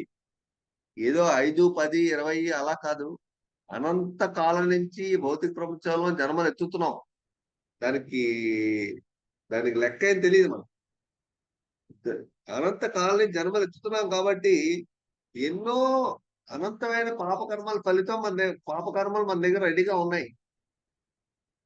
ఇవన్నీ ఎప్పుడు పోతాయి అంటే వీటిని అనుభవించే తీరుతూ ఉండాలి. అందుకే మనకి భౌతిక ప్రపంచంలో ఎవరైనా జన్మిస్తే వాళ్ళకి అలా చక్రం తిరుగుతూ ఉండడమే, ఎక్కడ దానికి ఎండింగ్ ఉండదు. ఆ చక్రం తిరుగుతూ ఉండడమే. ఈ జన్మలో చేసినా మళ్ళీ వచ్చే ముందు జన్మ అనుభవించాలి, ఆ ముందు జన్మల్లో చేసినవి దాని ముందు జన్మల్లో వాళ్ళు అనుభవించాలి. ఇలా అనుభవిస్తూనే ఉండడమే అంతే. సో ఎంతకాలం ఇలా వెళ్తూ ఉంటే దానికి లెక్కే లేదు, దానికి ఎండింగే, అంతమే లేదు. అందుకే అవన్నీ ఈ జన్మలో మనం అనుభవించేది ప్రారంభ కర్మ, ముందు జన్మలో అనుభవించబోయేది అప్రారంభ కర్మ. సో భక్తి మార్గంలో ఉన్న వాళ్ళకి ప్రారంధ కర్మ కూడా పోతుంది, అప్రారంధ కర్మ కూడా పోతుంది. అంటే దాని అర్థం ఏంటి? మొత్తం వాళ్ళే ప్రారంధ కర్మ అప్రారంధ కర్మ అంటే దుఃఖం ఒకటే కాదు, సుఖమయ జీవితం కూడా ప్రారంధ కర్మ కింద వస్తుంది. ఫర్ ఎగ్జాంపుల్, నేను పూర్వజన్మలో ఎంతో దానం చేశాను, అయితే ఎన్నో వేదాలు అధ్యయనం చేశాను అనుకోండి. నాకు ఈ జన్మలో మంచి ఫలితం, మంచి సుఖమైన జీవితం మనకి ఈ జన్మలో ఒకసారి ప్రారంధ కర్మే. అలాగే మనం ఈ జన్మలో ఎక్కువ మంచి కార్యాలు చేస్తే ముందు జన్మలో మంచి జీవితం వస్తుంది. అది కూడా అదేంటి అప్రారంధ కర్మ, ఇంకా ఈ ముందు జన్మలో వచ్చే అప్రారంధ కర్మ, అది ఇంకా రాబోతుంది మనకి ముందు జన్మలో. సో మనమే అనుకుంటాం, ఓకే ఈ జన్మలో కష్టాలు పడుతున్నాను, చాలా కష్టాలు పడ్డాను, ముందు జన్మలో సుఖంగా ఉంటాను మనం చెప్పలేం. ఎందుకంటే ఇంకా మనకి ఎన్నో వేల జన్మల ముందు నుంచి మనం తప్పుడు పనులు చేసాం మనకు తెలియదు. మొత్తం అన్ని తప్పుడు పనులు లెక్క మనకి ఒకేసారి భగవంతుడు ఇవ్వడు. ఎందువల్ల మన జన్మలో మనకి ఆయువు సరిపోదు, అన్ని ఒకేసారి ఆయన ఇచ్చేడు. అందువల్ల కొంచెం కొంచెం ఇస్తూ ఉంటాడు. అలాగే కొంచెం కొంచెం సుఖాన్ని ఇస్తూ కొంచెం దుఃఖాన్ని ఇస్తూ రెండు ఇస్తూ ఉంటాడు. కొంచెం సుఖంగా, కొన్ని రోజులు సుఖంగా, కొన్ని రోజులు కష్టంగా ఉంటుంది. ఒకేసారి దుఃఖం ఇచ్చేస్తే మనం తట్టుకోలేము. అలాగే ఒకేసారి దుఃఖం ఇచ్చేసాడు అనుకోండి, తర్వాత పూర్తిగా కష్టం మనం భరించలేము. అందువల్ల కష్టం సుఖం అన్ని వస్తూ ఉంటాయి ఆటోమేటిక్ గా కొంచెం కొంచెం. అసలు పూర్వజన్మలో మంచి పనులే మనం చేయలేదు అనుకోండి, అలా జన్మలకి మనం కష్టాలు అనుభవిస్తూనే ఉండాలి. సో అందువల్ల ఈ కర్మ ఫలితం అన్ని ఎలా పోతుంది అంటే, భక్తి మార్గంలో వెళ్తే, కృష్ణ భక్తి హరిభక్తి చేస్తే ఈ మొత్తం కూడా నశించిపోతాయి. సో అందుకే దాని పాయింట్ ఏమిటి అయితే, నేను హరిభక్తి ఎందుకు చేస్తున్నాను, ఈ కర్మ నశించడానిక నేను చేస్తున్నాను కాదే. ఇవన్నీ బై ప్రోడక్ట్, ఇవన్నీ కూడా సెకండరీ అన్నమాట. మనం ఎందుకు భక్తి మార్గం ఎందుకు వెళ్తున్నాం, కర్మలు పోవడానికి వెళ్ళట్లేదు. ఎందుకు వెళ్తున్నాం అంటే భగవంతునికి ప్రేమతో సేవ చేయడానికి వెళ్తాం. ఎప్పుడైతే కృష్ణునికి ప్రేమతో సేవ చేయడానికి మనం వెళ్తామో ఆటోమేటిక్ గా శుద్ధ భక్తి మార్గంలో వెళ్ళడం అది. అప్పుడు ఆటోమేటిక్ గా ప్రారంధ అప్రారంధ రెండు పోతాయి. దాని గురించి మనం వరి అవసరం పనే లేదు. అందుకే దీనికి ఎగ్జాంపుల్ ఇక్కడ రాశాను. చండాల వంశంలో వాళ్ళు ఎందుకు పుట్టారంటే, పూర్వ జన్మల్లో చాలా తప్పులు చేశాడు కాబట్టి, చాలా పాపం చేశాడు కాబట్టి వాడికి చండాల వంశంలో జన్మ వచ్చింది. కానీ అదృష్ట సావత్తు భక్తుల అనుగ్రహం వల్ల వాళ్ళకి హరినామం చెప్పే అవకాశం ఈ జన్మలో వచ్చింది. చండాల వంశంలో పుట్టినా సరే హరినామం చెప్పే అవకాశం వచ్చింది వాడు. అప్పుడు వాడు ఏమవుతాడు, అదే జన్మలో వెంటనే హరినామం చెప్పడం వల్ల బ్రాహ్మణుడే యజ్ఞ ఏకాదం చేయ అర్హత వాడికి వచ్చేస్తుంది అనమాట. అంటే ఏంటి, వాడి ప్రారంభ కర్మ ప్రకారం వాడు చండాలుడిగా జీవించాలి ఈ జన్మంతా. వాడు ప్రారంభ కర్మ ప్రకారం వాడు చండాలుడిగా ఈ జన్మంతా వాడు జీవించాలి. కాకపోతే వాడు ఈ హరినామం చెప్పడం వల్ల వాడి ప్రారంభ కర్మ చండాలుడిగా జీవించే అర్హత పరిస్థితి పోయింది. వాడికి పోయి బ్రాహ్మణుడు అయిపోయాడు. వాడు తర్వాత బ్రాహ్మణే వాడు ఇంకా చెప్పిస్తాడు అనుకోండి, హరినామ శ్రద్ధగా చేస్తాడు అనుకోండి, ఇంకా వైష్ణవుడు అయిపోతాడు వాడు. సో అంటే ఏంటి, ఈ జన్మలోని ప్రారంభ కర్మ కూడా పోయింది అనమాట అర్థం. అంటే చండాలుడి యొక్క ప్రారంభ కర్మ పోయింది, ఇంకేం లేదు ప్రారంభ కర్మ. ముందు అపరాధ కర్మ కూడా పోయింది, ఇంకా వాడు వైష్ణవుడు అయిపోతాడు. సో ఆ విధంగా కృష్ణభక్తి మార్గంలో పవర్ అలాంటిది అనమాట. సో జనరల్గాను ఈ చండాలుడు భక్తి మార్గంలో వచ్చి బ్రాహ్మణుడు కన్నా అధికంగా ఉన్నా సరే, వాళ్ళకు అయినా సరే ఈ భక్తుడు వేదిక కర్మల్ని చెయ్యడు. బ్రాహ్మణుడి కన్నా అధికమైన స్థానంలోకి వచ్చిన చండాలుడు హరినామం చెప్పి హరిభక్తి చేయడం వల్ల వేదిక కర్మల్ని చేయడు. ఎందుకు చేయాలంటే వేదిక కర్మలు చేయవలసిన అవసరం ఉండదు, వాటికి విశ్వాసం, వాటికి నమ్మకం ఏమి ఉండదు వాళ్ళకి. ఎందుకు చేయాలి, హరినామం చెప్తే ఆనందంగా ఉంటుంది వాడు, కృష్ణామం ఆనందంగా వస్తుంది, భాగవతం ఆనందంగా ఉంటుంది, ఇవన్నీ వాళ్ళకి ఆనందం కలిగించవు అన్నమాట. సో అందువల్ల కానీ బ్రాహ్మణుడు ఈ వేదిక కర్మలు చేయడానికి ఇంట్రెస్ట్ ఉంటుంది తప్పించి భక్తి శాస్త్రాలను వాళ్ళకి విశ్వాసం ఉండదు, అందుకే వాళ్ళు చేయరు. అందుకే బ్రాహ్మణుడు ఎప్పుడు కూడా వేదిక కర్మలు చేయాలి చాలా ఇంట్రెస్ట్ ఉంటుంది. భక్తి మార్గం రమ్మంటే అదే భక్తి అనుకుంటారు. వేదిక కర్మలు చేయడమే భక్తులు చాలా మంది మనం చూస్తూ ఉంటాం. ఈ వైదిక కర్మలు చేసేవాళ్ళు చాలా మంది ఉంటారు. అదే నిజమైన భక్తి అనుకుని చాలా మంది అనుకుంటారు. అది యాక్చువల్ గా భక్తి అంటే అది కాదు. భక్తి అంటే భగవంతునికి ప్రేమతో చేసేది. వేదిక కర్మలు అనేవి కూడా మన జీవితంలో చేయవలసిన సంస్కారాలు. వీటిని భక్తి అని మనం చెప్పలేం. ఉపనయన సంస్కారం, వివాహ సంస్కారం, ఆ పుట్టిన తర్వాత అక్షరాభ్యాసం, అలా అన్నప్పుడు ఇవన్నీ సంస్కారాలు. ఇవన్నీ కూడా మనం చేస్తాం. ఎందుకు చేస్తాం అంటే ఇవన్నీ మనం మానవుడిగా పుట్టిన చేయవలసిన కర్మలు ఇవన్నీ. ఈ వేది కర్మలే ఇచ్చేస్తే భక్తి అనే అర్థమేమీ లేదు. భక్తి అంటే భగవంతునికి ప్రేమతో చేసింది భక్తి. ఇదనమాట ఇంపార్టెంట్. అలాగే ఈ భక్తి మార్గం అనేది ఇంకో విషయం ఏంటంటే జ్ఞానయోగం. కొంతమంది ఏం చేస్తారంటే కర్మయోగం చేస్తుంటారు. కర్మకాండ అంటే వ్రతాలు, పూజలు, రకరకాల దేవతల్ని వ్రతాలు, పూజలు ఇవన్నీ చేస్తూ ఉంటారు. ఎందుకంటే నేను భక్తి చేస్తున్నాను, నేను ముక్తి పొందేస్తాను అనుకుంటాం. కానీ ఈ కర్మకాండ, కర్మయోగం చేసిన ముక్తి రాదు. ముక్తి రాకుండా ఏమో పై లోకాలకు వెళ్తాడు వాళ్ళు. అంతే. అంటే ఏంటి, ఇప్పుడున్న పరిస్థితుల్లో కాబట్టి కొంచెం మంచి పరిస్థితుల్లో ఆనందంగా ఉండే జీవితం, అంటే భౌతిక ఆనందాన్ని పొందే లోకాలకు వెళ్తాడు అంతే కర్మకాండ చేస్తే. కానీ ముక్తి మాత్రం లభించింది. ఎందుకంటే భౌతిక ప్రపంచంలో ఆనందాన్ని పొందాలి అనుకున్న వాడు కర్మకాండ విధానంలో వెళ్ళి ఇక ఇంతకన్నా మంచి పొజిషన్కి వెళ్తాడు తప్పితే ముక్తే పొందదు. ముక్తి అంటే భౌతిక ప్రపంచం నుంచే కంప్లీట్ గా ముక్తి, అది రాదు. సో ఇంకో విషయం ఇక్కడ ఏంటంటే కర్మకాండ విధానంలో మనం బ్రహ్మలోకం, స్వర్గలోకం వెళ్ళాలన్నా మనం కొంచెం భక్తి చేసి తీరాలి. లేకపోతే మనకి పైలోకాలకు వెళ్ళే అవకాశం కూడా రాదు. పైలోకాలకు వెళ్ళే అవకాశం రావాలంటే ముందు మనం కర్మకాండ ఈ వ్రతాలు, పూజలు చేస్తున్నా విష్ణు భక్తి చేసే తీరాలి. అప్పుడే మనకి పైలోకాలు వెళ్ళే అవకాశం వస్తుంది. అది కూడా రాదు మనం. ఈ కర్మయోగం వల్ల మనం చేసిన పాపమే పెద్దగా నశించదు, కానీ కొంచెం నశిస్తుంది అంతే. వాటికి ఫలితాన్ని కొంచెం తగ్గుతుంది. వాటికి ఫలితం అంటే ఎక్కువగా అనుభవించడం, కొంచెం తక్కువగా అనుభవిస్తాం అంతే. ఆ పాపం ఫలితం పూర్తిగా నశించదు. కర్మయోగం వల్ల పూర్తిగా నశించదు, కానీ దానికి ఎఫెక్ట్ కొంచెం తగ్గుతుంది అంతే. కానీ జ్ఞానయోగం చేస్తే పాపం యొక్క ఫలితం పూర్తిగా నశిస్తుంది. అంటే జ్ఞానయోగం ముందు మనం అప్రారంభ, చూడండి ఇక్కడ పాయింట్. జ్ఞానయోగం ఏం చేస్తుంది, అప్రారంభ కర్మ అంటే ముందు జన్మల్లో వచ్చే కర్మ ఫలితాలని నశింపజేస్తుంది. కానీ ఈ జన్మలో మనం అనుభవించే కర్మల్ని, కష్టాలని అది ఆపదు జ్ఞానయోగం. ఈ జన్మలో మనం ఎంత అనుభవించాలో, కష్టం సుఖం అనుభవించేస్తాం. జ్ఞానయోగం అది ఆపలేదు. ముందు జన్మల్లో అది మాత్రమే ఆపగలదు. కర్మయోగం అనేది ఈ జన్మలోనే ఆపలేదు, ముందు జన్మల్లోనే ఆపలేదు. జ్ఞానయోగం అనేది ముందు జన్మల్లో ఆపగలదు, కానీ మన కష్టాన్ని పోగొట్టగలదు. మన కష్టాలను ముందు జన్మలో పోగొట్టగలదు. సుఖాలు కూడా పోతాయి జ్ఞానయోగం చేస్తే, అన్నీ పోతాయి.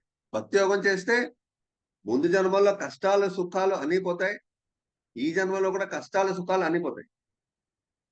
కర్మయోగం చేస్తే ముందు జన్మలోనే పోవు, ఈ జన్మలోనే పోవు. కష్టాలు, సుఖాలు అలాగే ఉంటాయి, కాకపోతే కొంచెం ఎఫెక్ట్ తగ్గుతుంది.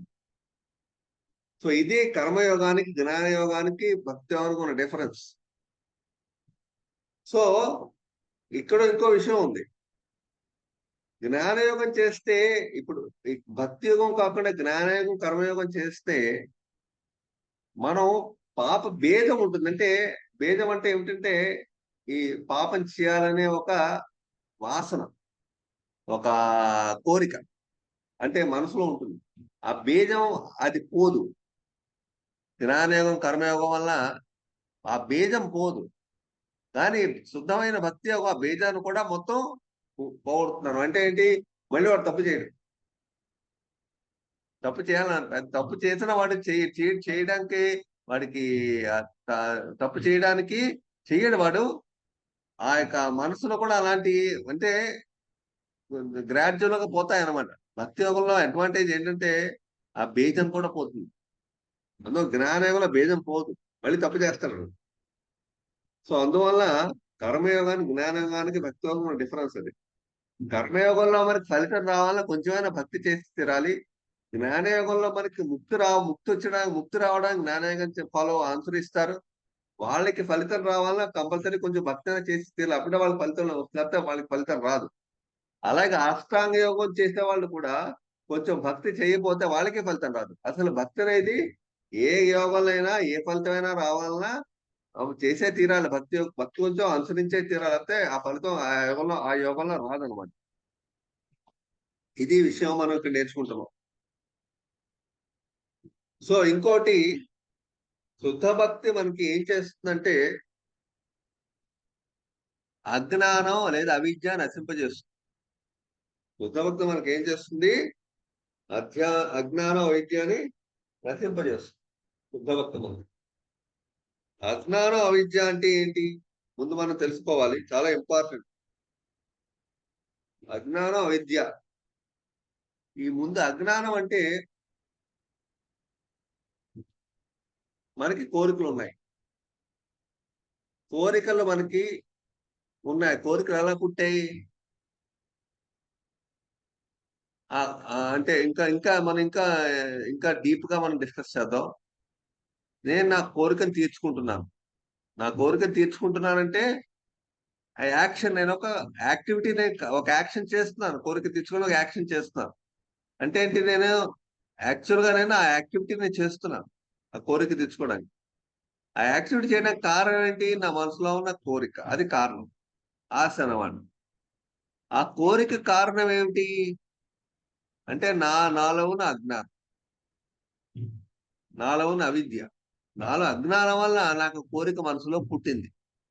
ఆ కోరిక మనసులో పుట్టడం వల్ల దాన్ని యాక్షన్ లో నేను కార్యం చేస్తున్నాను నేను. అంటే ఏంటి? అజ్ఞానం వల్ల కోరిక పుడుతుందా అంటే తప్పుడు ఆలోచన, తప్పుడు ఆ ఒక వాసన, బీజం పుడుతుంది. అజ్ఞానం అవిద్య వల్ల అనమాట. ఆ తప్పుడు వాసన వల్ల నేను తప్పు పని చేస్తాను. అంటే దానికి అన్నిటికీ మూల కారణం ఏమిటి? తప్పు పని చేయడానికి, తప్పుడు వాసనకి మూల కారణం అజ్ఞానం. ఈ అజ్ఞానం అది అంత తొందరగా పోదు. మనం తప్పు చేయడం మానేస్తాం, కానీ తప్పుడు అంటే ఆ వాసన ఇంకా మనలో కొంచెం ఉంటుంది, పూర్తిగా పోదు.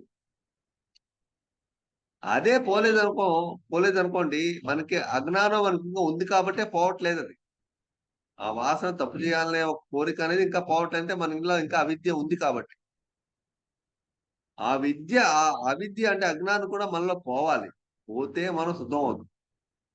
సో ఇక్కడ పాయింట్ ఏమిటంటే, ఈ అవిద్య అజ్ఞానం పోవడానికి భాగవతంలో శ్లోకాలు ఉన్నాయి.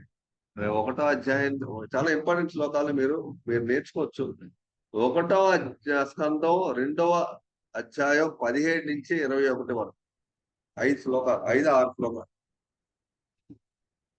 5-6 శ్లోకాలు, 5 శ్లోకాలు, 17 నుంచి 21 వరకు అసలు ఏం జరుగుతుందో క్లియర్ గా ఉంటుంది. అది చాలా ఇంపార్టెంట్ గా మనం డిస్కస్ చేయొచ్చు.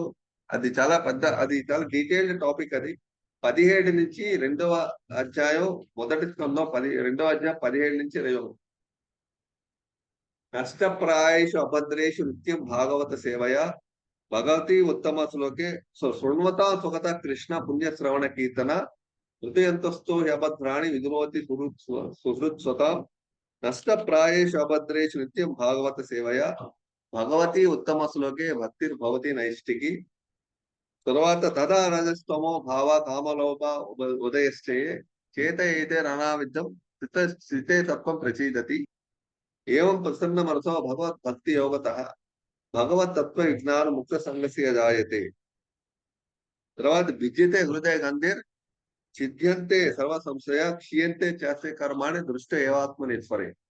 ఈ శ్లోకాలన్నీ కూడా చాలా ఇంపార్టెంట్. 2వ స్కందం 2వ అధ్యాయం 1వ స్కందం 17 నుంచి 21. ఈ శ్లోకాలు ఇంకా చాలా డీటెయిల్డ్ గా మనకు చెప్తా. నేను ఈ అజ్ఞానం అవిద్య ఎలా పోతుందనే ఒకదాంతో ఒక step by step of activity ఇది. అవును, ఒకటి నెమ్మదిగా పోతాను. ఇప్పుడు మన ఈ స్లైడ్ లో మనం కొంచెం మనం డిస్కస్, చాలా పెద్ద టాపిక్ అంతా ఒకేసారి మనకి టైం సరిపోతుంది. కొంచెం 17వ శ్లోకం డిస్కస్ చేద్దాం. శృణ్వత సుగత కృష్ణ పుణ్య శ్రవణ కీర్తన. సో శృణ్వత సుగత కృష్ణ పుణ్య శ్రవణ కీర్తన ఏంటంటే, యాక్చువల్ గాను కృష్ణుడి యొక్క కీర్తన లీలా కీర్తనం చేస్తే ఆయన నామాన్ని అపరాధ రహితంగా మనం కీర్తన చేయాలి. అది ఫస్ట్ ఇంపార్టెంట్ పాయింట్. అపరాధ రహితంగా కీర్తన చేయాలి. ఎలా చేయాలి? మనం చేసే కృష్ణ లీల కృష్ణ నామ కీర్తనలోని అపరాధాలు ఉండకూడదు. అపరాధం అంటే ఏంటంటే నామాపరాధాలు మనం చూసాం. నామాపరాధాలు ఏమిటి? ఎప్పుడూ భక్తుల్ని నిందించకూడదు. అలాగే శివుడిని బ్రహ్మని విష్ణువుతో సమానం చేయకూడదు. అలాగే గురువుల యొక్క మన గురు మహారాజు యొక్క గురువుల యొక్క వాళ్ళ ఆజ్ఞని తిరస్కరించకూడదు. ఇలా నామాపరాధాలు 10 ఉన్నాయి. అలాగే ఈ అపరాధాలను మనం చాలా వైష్ణవ అపరాధాలు కానీ ఈ అపరాధాలు మనం చేయకూడదు. మన యొక్క భక్తియుక్త సేవలో చేస్తే మనలోని అపరాధం చేస్తే భక్తి యొక్క మన భక్తి గ్రాడ్యువల్ గాను ఇంట్రెస్ట్ తగ్గుతూ ఉంటుంది. భక్తి మార్గంలో మనం వెళ్తుంటే ఇంట్రెస్ట్ కొంచెం తగ్గుతూ ఉంటుంది. శ్రద్ధగా రుచి రాదు, మనకు టేస్ట్ అనిపించదు. భక్తి మార్గంలో టేస్ట్ పెద్దగా రాదు. కృష్ణుడు యొక్క నామం అన్ని శక్తుల్ని కలిగి ఉంది. ఆయన నామం ఎంత పవర్ఫుల్ అంటే కృష్ణుడి నామంలోనే కృష్ణుడి యొక్క రూపం ఉంది. కృష్ణ నామంలోనే కృష్ణుడి యొక్క లక్షణాలు ఉన్నాయి. ఆయన నామంలోనే ఆయన యొక్క లీలలు ఉన్నాయి. కృష్ణ యొక్క నామంలోనే భక్తుల యొక్క సాంగత్యం అంత కృష్ణ నామంలోనే ఉంది. కృష్ణ నామంలోనే మొత్తం కృష్ణ యొక్క ధామం కూడా ఆధ్యాత్మిక ధామం కూడా ఆ నామంలోనే ఉంది. అలాగే కృష్ణ యొక్క నామంలోనే కృష్ణ యొక్క విగ్రహారాధన కూడా విగ్రహం కూడా ఉంది. అర్చా విగ్రహం అన్ని కూడా కృష్ణ నామంలో అన్ని ఉన్నాయి. ఈ సమస్త భౌతిక ఆధ్యాత్మిక ప్రపంచాలన్నీ కృష్ణ నామంలోనే ఉన్నాయి. ఇలాంటి మొత్తం అన్ని దివ్య శక్తులు అనే దివ్యమైన ఆనందాన్ని కలిగించే కృష్ణ మనకి రుచి కలగట్లేదు అంటే మళ్ళా ఇంకా అపరాధాలు ఉంటే రుచి కలగదు. ఆ అపరాధాలు మనం ఈ జన్మలోనే చేసిన కావు, ముందు జన్మలో కూడా ఇంతకు ముందు వెనక జన్మల్లో ఎన్నో జన్మల్లో మనం నివసించాం. ఎన్నో జన్మల నుంచే మనకి తెలియక అపరాధాలు చేసి ఉంటాం, మనకు తెలియదు. అందువల్ల అపరాధాల వల్ల మనకి రుచి పెద్దగా తెలియదు. అందువల్ల మనం ఈ జన్మలో మనం శ్రద్ధగా అపరాధ రహితంగా మనం కృష్ణ లీల కృష్ణనామం జపించాలి. కృష్ణ లీలను మన అపరాధ జీవించాలి. అలాగా అప్పుడే మనకి కృష్ణనామ యొక్క రుచి తెలుస్తుంది. అలాగే కృష్ణుని భగవాన్ని శుద్ధ భక్తుని యొక్క సేవ, ఆ కృష్ణ భగవానికి శుద్ధ భక్తుల యొక్క సేవ మనం చేయాలి. ఆ విధంగా చేయడం వల్ల మనకి కృష్ణనామం మీద మనకి రుచి పెరుగుతుంది అన్నమాట. కొంతమంది ఇంకో విధంగా ఏంటంటే ఈ యొక్క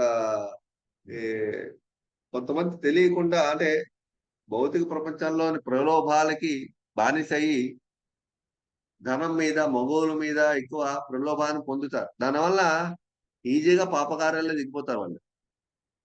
అంటే తప్పుడు పనులు చేస్తూ ఉంటారు ధనం కోసం, మగవుల కోసం. దానివల్ల ఏమవుతుంది? తప్పుడు పనులు చేయడం వల్ల వాళ్ళ నామరుచి వాళ్ళ పెద్దగా రాదు. సో ఇవి ముందు ఫస్ట్ మనం అర్థం చేసుకోవాలంటే అంటే ముందు అవిద్య మనకి పోవాలి అంటే మనం చేసే భక్తియుక్త సాధన అపరాధం లేకుండా ఉండాలి. ఇంకోటి నామం మీద పూర్తి నమ్మక విశ్వాసం ఉండాలి. కృష్ణనామం మీద మనకి పూర్తి విశ్వాసం ఉండాలి. ఏమిటా విశ్వాసం?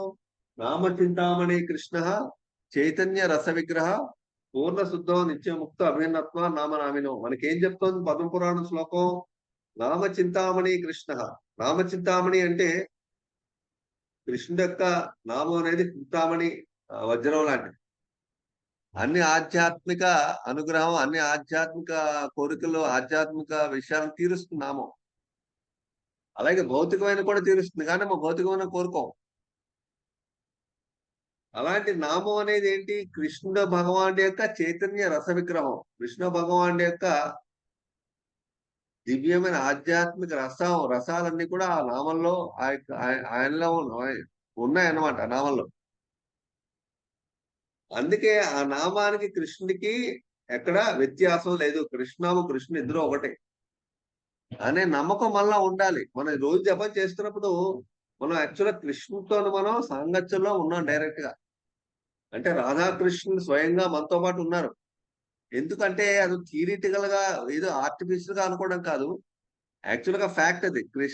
హరే కృష్ణ అంటే హరే అంటే రాధారాణి, కృష్ణ అంటే కృష్ణ, ఇద్దరు మనతో యాక్చువల్ గా సాంగత్యంలో మనం వెళ్తాం. మనం ఏం చేస్తాం, మన మైండ్ ఎక్కడో తిరుగుతూ ఉంటుంది కాబట్టి వాళ్ళతో సాంగత్యంలో ఉన్న విషయం మనకి తెలియకపోవచ్చు. మన మైండ్ రకరకాలు తిరుగుతూ ఉన్నా అదేమవుతుంది, అపరాధం అవుతుంది. అంటే ఇన్అటెంటివ్ చాంటింగ్, గమనం లేకుండా ఇన్అటెంటివ్ గా సావధానంగా జపం చేయలేకపోతాం మనం. దానివల్ల అది అపరాధం కింద మారుతుంది. అందుకే జపం చేసినప్పుడు చాలా సావధానంగా జపం చేయాలి ఎప్పుడు కూడా. అలాగే కృష్ణ లీలా కీర్తన, కృష్ణ లీల మనకి భాగవత భగవద్గీత అన్ని మనం లీలలు వింటాం, చదువుతాం, చేస్తాం అని చెప్తాం అని చేస్తాం. అలాగే వైష్ణవాపరాధం, నామాపరాధం, జీవాపరాధం ఇవన్నీ చేయకూడదు. వీటిల్లో మనకి పెద్దగా ఎఫెక్ట్ రాదు. అలాగే మనకి ఇంకోటి ఏంటంటే, నేను ఇన్ని సంవత్సరాలు బట్టి నేను చేస్తున్నాను కదా, భక్తి మార్గంలో ఉన్నాను కదా, నాకు ఇంకా కష్టాలు ఎందుకు పోవట్లేదు, మనకి డౌట్లు వస్తాయి చాలా. మనకి ఎందుకు ఇంకా కష్టాలు పోవట్లేదు, మళ్ళా మనకు వచ్చే కష్టాలు ఎప్పుడు రెండు రకాల రెండు కారణాల కష్టాలు వస్తాయి భక్తులకు కూడా.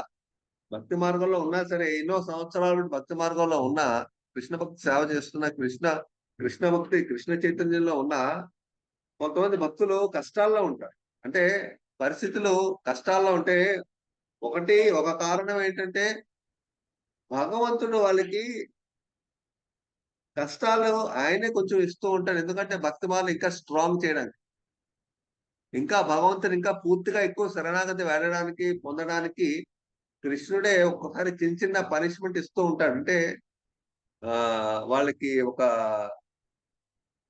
కొంచెం ట్రైనింగ్ అనమాట, ట్రైనింగ్ వాళ్ళని స్ట్రాంగ్ చేస్తాడు.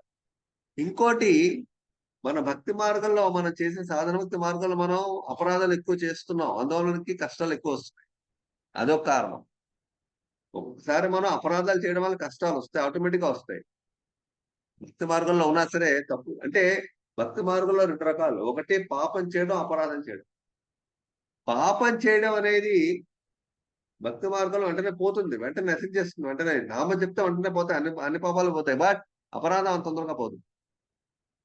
అందువల్ల అపరాధం పోవాలంటే మనం జాగ్రత్తగా నామం చెప్పించాలి, అలాగే భక్తులకు సేవ చేయాలి, అప్పుడు అపరాధం పోతుంది, నష్టపోదు. సో ఆ విధంగా అపరాధం పోవాలంటే మనం ఏం చేయాలి, శ్రద్ధగా నామం చెప్పించాలి, శ్రద్ధగా భక్తి సేవలు సావధానంగా చేయాలి, భక్తులకి సేవ చేయాలి, గ్రాడ్యువల్ గా అపరాధం పోతుంది. సో అపరాధం వల్ల మనకి రుచి రాదు, మనకేంటి కష్టాలు తీరట్లేదు అనుకుంటున్నాం. అపరాధం ముందు జన్మలో అపరాధం చేసినా, ఈ జన్మలో అపరాధం చేసినా మనకేమవుతుంది, కష్టాలు తీరడం చాలా స్లోగా అవుతుంది అనమాట. అంటే కష్టాలు తీరడం అనేది చాలా చాలా స్లోగా అవుతుంది, తొందరగా అవదు. అప్పుడు మనకి ఎంత చేస్తున్నా మనకి కష్టాలు తీరట్లేదని మనకి కృష్ణుడి నమ్మకం కూడా పోతుంది కొన్నాళ్ళకి. మనం ఇంత జపం చేస్తున్నాను, ఇంత సేవ చేస్తున్నా అయినా కృష్ణుడి నమ్మకం పోయి వదిలేస్తారు కూడా వాళ్ళు మార్గాన్ని. అందువల్ల మన జపంలోని మన యొక్క సాధన భక్తులని సరిగ్గా మనం చేయకపోతే పెద్దగా మనకి ఎఫెక్ట్ రాదు. అందువల్ల మనం జాగ్రత్తగా చేయాలి. ఇంకోటి, ఇప్పుడు మనం డిస్కస్ చేసినట్టు కష్టాలు వస్తున్నాయంటే భక్తి మార్గంలో ఒకటి మనం చేసిన అపరాధం వల్ల వస్తాయి, ఇంకోటి కృష్ణుడు ఒక్కసారి మనకి టెస్ట్ లాగా చేస్తూ ఉంటాడు, అంటే చిన్న కష్టాలు ఇస్తూ ఉంటాడు, అంటే టోకెన్ పనిష్మెంట్. అప్పుడు మనకి ఆ పనిష్మెంట్ వాళ్ళకి ఆయన ఇంకా స్ట్రాంగ్ చేస్తాడు మనం. ఇంకోటి ఏంటంటే, కృష్ణుడు అలాంటి పెద్ద పెద్ద పనిష్మెంట్లు ఇచ్చి కొంతమంది భక్తులకి, శుద్ధ భక్తులకు పెద్ద పెద్ద పనిష్మెంట్లు ఇస్తాడు. అది ఎందుకు ఇస్తాడంటే, ప్రపంచానికి వాళ్ళ యొక్క భక్తిని కొనియాడడానికి, వాళ్ళకి ఎంత కష్టమైన పనిష్మెంట్ ఇచ్చినా సరే ఇంకా వాళ్ళు నా భక్తులు ఇంకా స్ట్రాంగ్ అయ్యారు చూడు అని చెప్పి ప్రపంచానికి ఎగ్జాంపుల్ మీద వాళ్ళని చూపిస్తాడు. అది కూడా ఒక కారణం ఉంది. అంత కష్టమైన పరిస్థితులు అందరికీ ఇవ్వడు కృష్ణుడు. ఎవరైతే అలాంటి పరిస్థితులు ఓర్చుకునే భక్తి మార్గంలో ఇంకా స్ట్రాంగ్ గా చేయగలుగుతారో వాళ్ళకి అలాంటి కష్టం ఇస్తాడు, అందరికీ ఇవ్వడు. మిగతా వాళ్ళు కొంచెం కొంచెం చిన్న టోకెన్ పనిష్మెంట్లు ఇస్తాడు, ఎందుకంటే జాగ్రత్తగా అలర్ట్ చేయడానికి అన్నమాట. స్ట్రాంగ్ ఇంకా ఇంకో శరణాగతి పొందడానికి, ఎక్కువ శరణాగతి పొందడానికి అవకాశం ఇస్తుంది. సో ఈ విధంగా భక్తి మార్గాల్లో మనం ఇవన్నీ చాలా జాగ్రత్తగా అబ్జర్వ్ చేస్తూ ఉండాలి. అలాగే శుద్ధ భక్తులకు సేవ చేయడం వల్ల మనకి నామ మీద రుచి, భాగవతం భగవద్గీత చాలా రుచి శ్రవణం మనకి పెరుగుతాయి. అలాగే మనం ఎప్పుడైతే ఈ ధనం, మగవాళ్ళు, ఈ స్త్రీ, వీటికి రకరకాల చెడు అలవాట్లకి మనం ఎప్పుడైతే ప్రలోభానికి లోనయ్యామో మనలో రుచి తగ్గుతుంది అనమాట. అంటే భక్తి మార్గంలో ఇంట్రెస్ట్ మనకి తగ్గుతుంది. చేస్తాం కానీ పెద్ద రుచి ఉండదు, టేస్ట్ ఉండదు. సో ఇవి మనం జస్ట్ ఈ ఇంకా ఈ అజ్ఞానం ఇంకా డీటెయిల్డ్ గా మనం నెక్స్ట్ క్లాస్ లో డిస్కస్ చేద్దాం ఈ శ్లోకాల గురించి. ఇది ఈ రోజు అంటే దుఃఖమయ జీవితం అంటే ఏమిటంటే చాలా తొందరగా ప్రార్థ కర్మలు అన్నీ పోతాయి, అపరాధ కర్మలు పోతాయి. అలాగే మనం డిస్కస్ చేసాం ఈ క్లాస్ లో. అలాగే వాళ్ళకి చండాల కులంలో పుట్టిన వాడు బ్రాహ్మణుడు వైష్ణుడు అయిపోతాడు, ఇదే జన్మలో ఈ జన్మలో వాడు అయిపోతాడు. వాడు అన్ని రకాల హోమాలు, యజ్ఞాలు, యాగాలు, అన్ని పూజలు, అన్ని తీర్థాలు వెళ్ళిన ఆ ఫలితం ఆటోమేటిక్ గా వాళ్ళకి వస్తుంది. అలాగే వాళ్ళు తిరిగి మళ్ళీ ముందు జన్మల్లో మంచి పొజిషన్ లో వెళ్ళడానికి అవకాశం ఉంటుంది. దుఃఖమయ జీవితం వాళ్ళకి రాదు ఇంకా. ఇవన్నీ యాక్చువల్గా ఇవన్నీ ఏంటంటే బై ప్రోడక్ట్ అన్నమాట భక్తి మార్గంలో. ఇవి మెయిన్ లక్ష్యం కాదు. ముఖ్యమైన లక్ష్యం ఏంటంటే భక్తి మార్గంలో వేరు, ఆ లక్ష్యం వేరు. ఇవన్నీ బై ప్రోడక్ట్ ఆటోమేటిక్ గా ఇవన్నీ వస్తాయి అనమాట. ఇది ఫస్ట్ పాయింట్ మనం ఈ రోజు డిస్కస్ చేస్తాం. మిగతా 5 పాయింట్లు ముందు క్లాస్ లో మనం డిస్కస్ చేద్దాం. హరే కృష్ణ.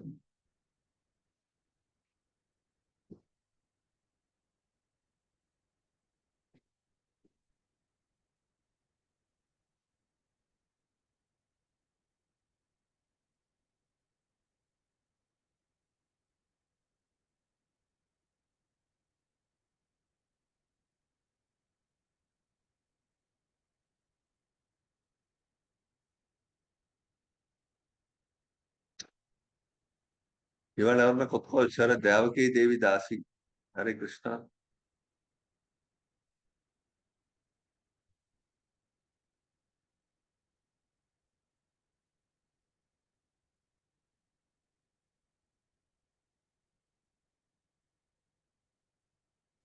హరే కృష్ణ ప్రభుజీ, క్లాస్ చాలా బాగుంది ప్రభుజీ. చాలా విషయాలు తెలుస్తాయి ప్రభుజీ. ధన్యవాదాలు.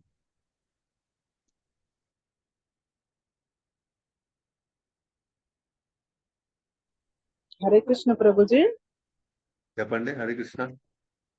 చాలా బాగా చెప్పారు ప్రభుజీ, చాలా అద్భుతం. భక్తి భక్తిలో లోటుపాట్ల ఎటువంటి పరిస్థితుల్లో ఏదొచ్చినా సరే భక్తి ఆపకూడదు అనేది బాగా చెప్పారు ప్రభుజీ. ఒక అది దృఢం చేయడానికే అవి ఏమన్నా సమస్యలు అనేవి వస్తే వాటికి లోబడకూడదు, ప్రలోభాలకు అవ్వకూడదు అనేది చాలా విపులంగా చెప్పారు ప్రభుజీ. హరే కృష్ణ ప్రభుజీ. నచ్చింది ప్రభుజీ. మనం చేసే జప సాధన వలన మన అపరాధం లేకుండా ఎప్పుడైతే జపం చేస్తామో అది ఆటోమేటిక్ గా మన భక్తియుక్త సేవకి దృఢమవుతుంది అనేది తెలుసుకున్నాం ప్రభుజీ. హరే కృష్ణ ప్రభుజీ. హరే కృష్ణ.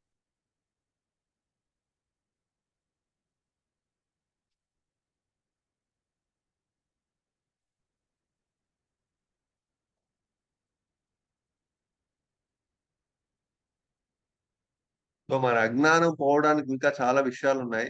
ఇంకా ఈ శ్లోకంలోని ముందు శ్లోకాల్లో అసలు ఏం జరుగుతుందో క్లియర్ గా భాగవతంలో ఉంది, మనం డిస్కస్ చేస్తాం నెక్స్ట్.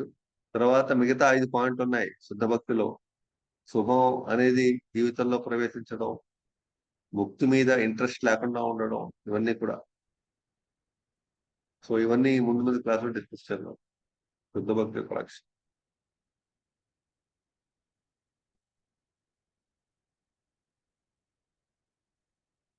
హరే కృష్ణ ప్రభుజీ. ఇది ఏ బుక్ లో నుంచి ప్రభుజీ? ఇది బుక్ శుద్ధ భక్తి లక్షణాలు అనేది ఇది ఏ బుక్ లో నుంచి ప్రభుజీ? ఇప్పుడు మనం ఇది భక్తి చెప్పుకున్నది. రసామృత Sindhu. Okay okay Prabhuji. Okay. Hare Krishna.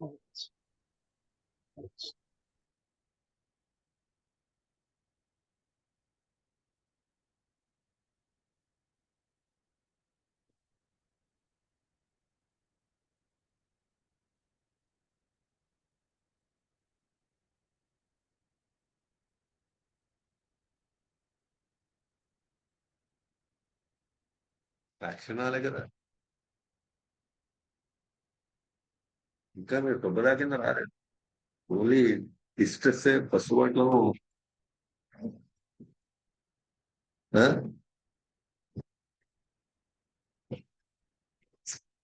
అని చెప్పాను కదా, కష్టాలు వస్తున్నాయంటే అర్థం అదే. We are doing with offences. మనకి జీవితంలో కష్టాలు వస్తున్నాయంటే ఒకసారి భక్తి మార్గంలో ఉన్న దాని అర్థం ఏంటి? మనం చేస్తున్న భక్తి ఇంకా శుద్ధంగా అపరాధాలతో, లేకపోతే మిశ్రమ భక్తి కానీ అపరాధాలు కానీ చేస్తే, సో సో మిశ్రమ భక్తి అపరాధాలు చేస్తే భక్తి మార్గంలో మనకి ఆటంకాలు అప్పుడప్పుడు వస్తూ ఉంటాయి, అవరోధాలు వస్తూ ఉంటాయి. లేకపోతే రుచి పెద్దగా తెలియదు. సో ఇవన్నీ మనం అబ్జర్వ్ చేస్తూ ఉండాలన్నమాట. నేను ఏం చేస్తున్నాను, నా పరిస్థితి ఎలా ఉంది. ఏమంటే కృష్ణ భక్తి చేస్తున్న వాడు ఎప్పుడు కూడాను ముక్తి ముక్తి చాలా తొందరగా వచ్చేస్తుంది, బట్ ప్రేమ రాదు. కృష్ణ ప్రేమ రాదు అంత ఈజీగా. కృష్ణ ప్రేమ అంటే శుద్ధ భక్తి చేయడానికి మనం ప్రయత్నిస్తాం. అప్పుడు ఈ యొక్క అపరాధాలు గ్రాడ్యువల్గా పోతూ ఉంటాయి. అన్యాభిలాషిత శూన్యం శ్లోకం ఫస్ట్ లో మొదటి స్లైడ్ లో డిస్కస్ చేద్దాం కదా, అది మనం పాటిస్తే అపరాధం.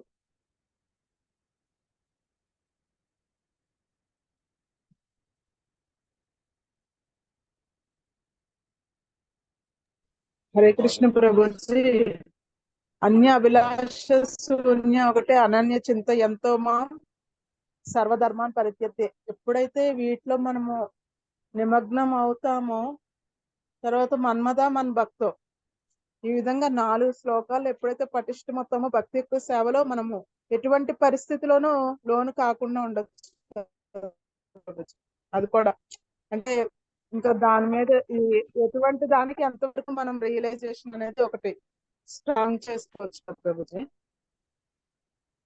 అనన్య చింత ఎంతో అన్నట్టుగానే అన్యాభిలాష శూన్య సర్వధర్మాన్ని పరిత్యజ్య మన్మద మన భక్తో. ఎందుకంటే అవన్నీ ఎప్పుడైతే మనం నన్ను చూడు నన్ను స్మరించు అన్నప్పుడు తనకే వస్తుంది, మనం మంచి చేయగలుగుతూ ఏమి ఇచ్చినా తనతోనే మిళితమైనప్పుడు మనకి అప్పుడు ఈ అన్యాభిలాష అన్య చింత ఎంతో వస్తుంది.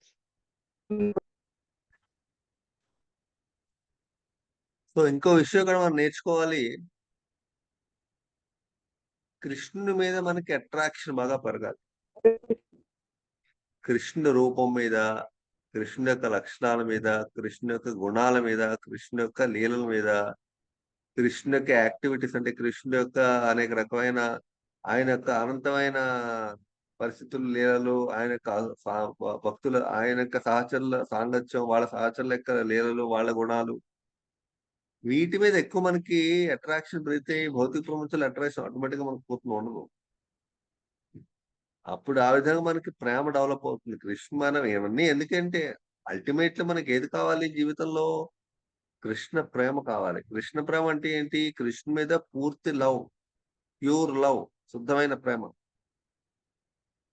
ఆ ప్రేమ కృష్ణుడు యాక్చువల్ మన దగ్గర కోరుకుంటాడు. దేవుడి దగ్గర నుంచి కృష్ణుడు కోరుకునేది అదే. ఆ యొక్క శుద్ధమైన ఆ ప్రేమను మనం కృష్ణ రూపం మీద, ఆయన నామం మీద, కృష్ణ నామం మీద మనకి ప్రేమ, రూపం, గుణ, లీల, వీటి మీద మనకి ప్రేమ పెరగాలి.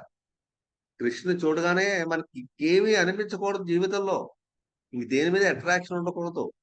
నా డబ్బు లేకపోతే రకరకాల అట్రాక్షన్ మన జీవితంలో ఉన్నాయి. మన ప్రాపర్టీ,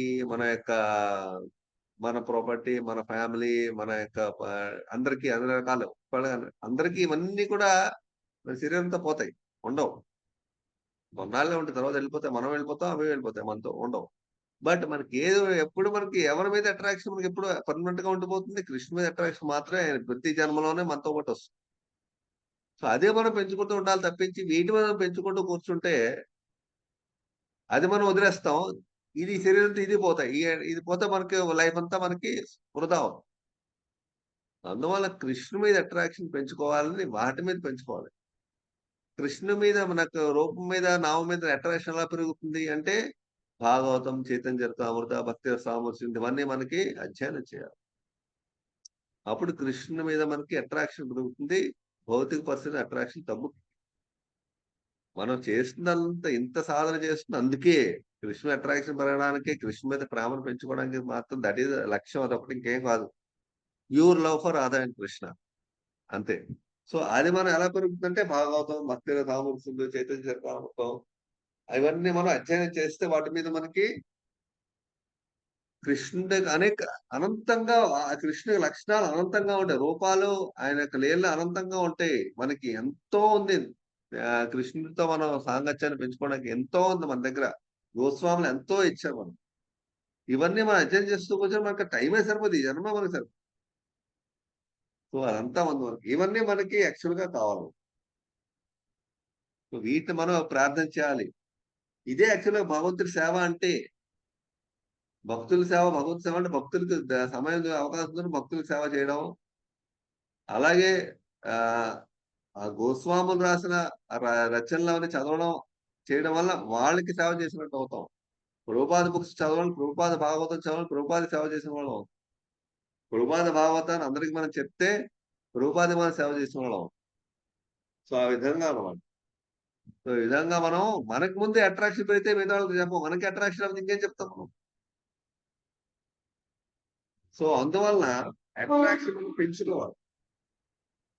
ఆతృత, ఆ గ్రీడీనెస్, ఆ లౌల్యం పెంచుకోవాలి. పెంచుకుంటే ఆటోమేటిక్ గా మనలో ఆ కృష్ణ అట్రాక్షన్ పెరుగుతూ ఉండాలి.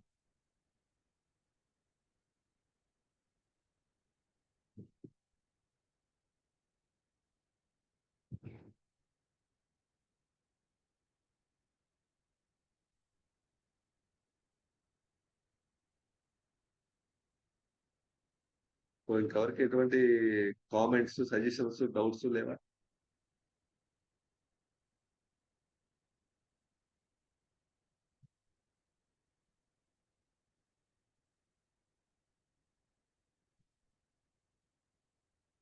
సో అందరికి క్లాస్ యొక్క ఇంపార్టెన్స్ అర్థమైందా?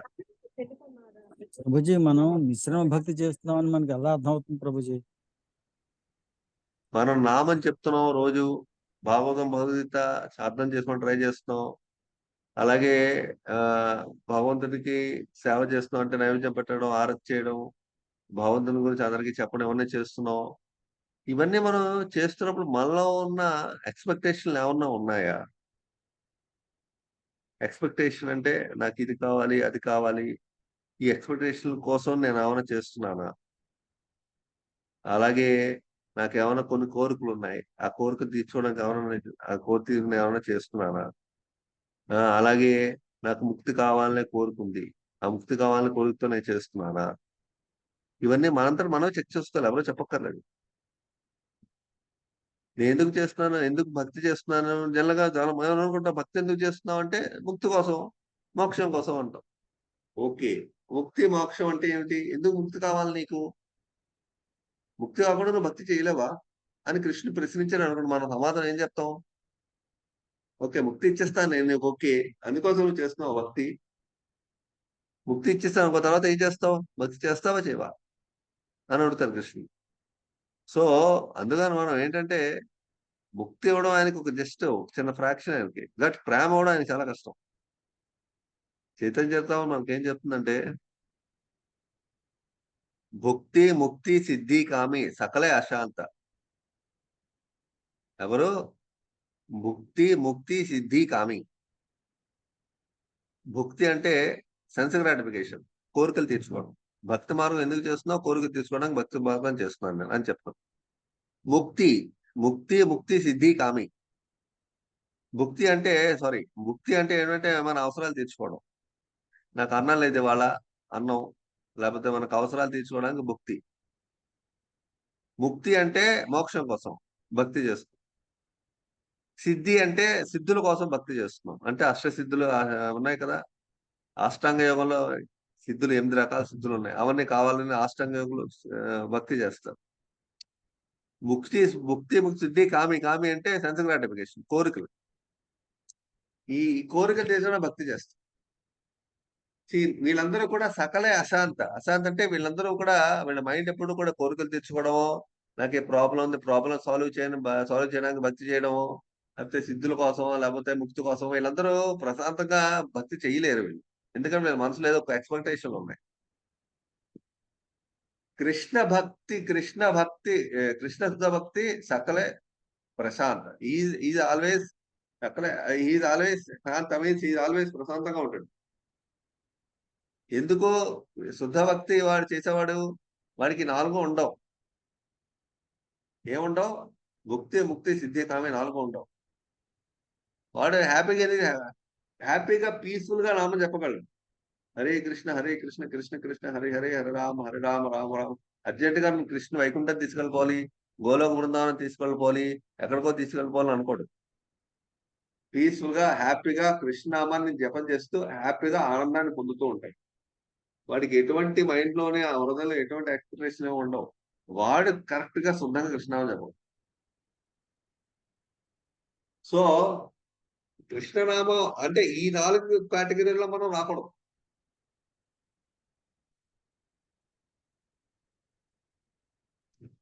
కేటగిరీ రాక అప్పుడు ఈ 4 కేటగిరీలో ఉన్నట్టే మనం విశ్వభక్తి అనమాట.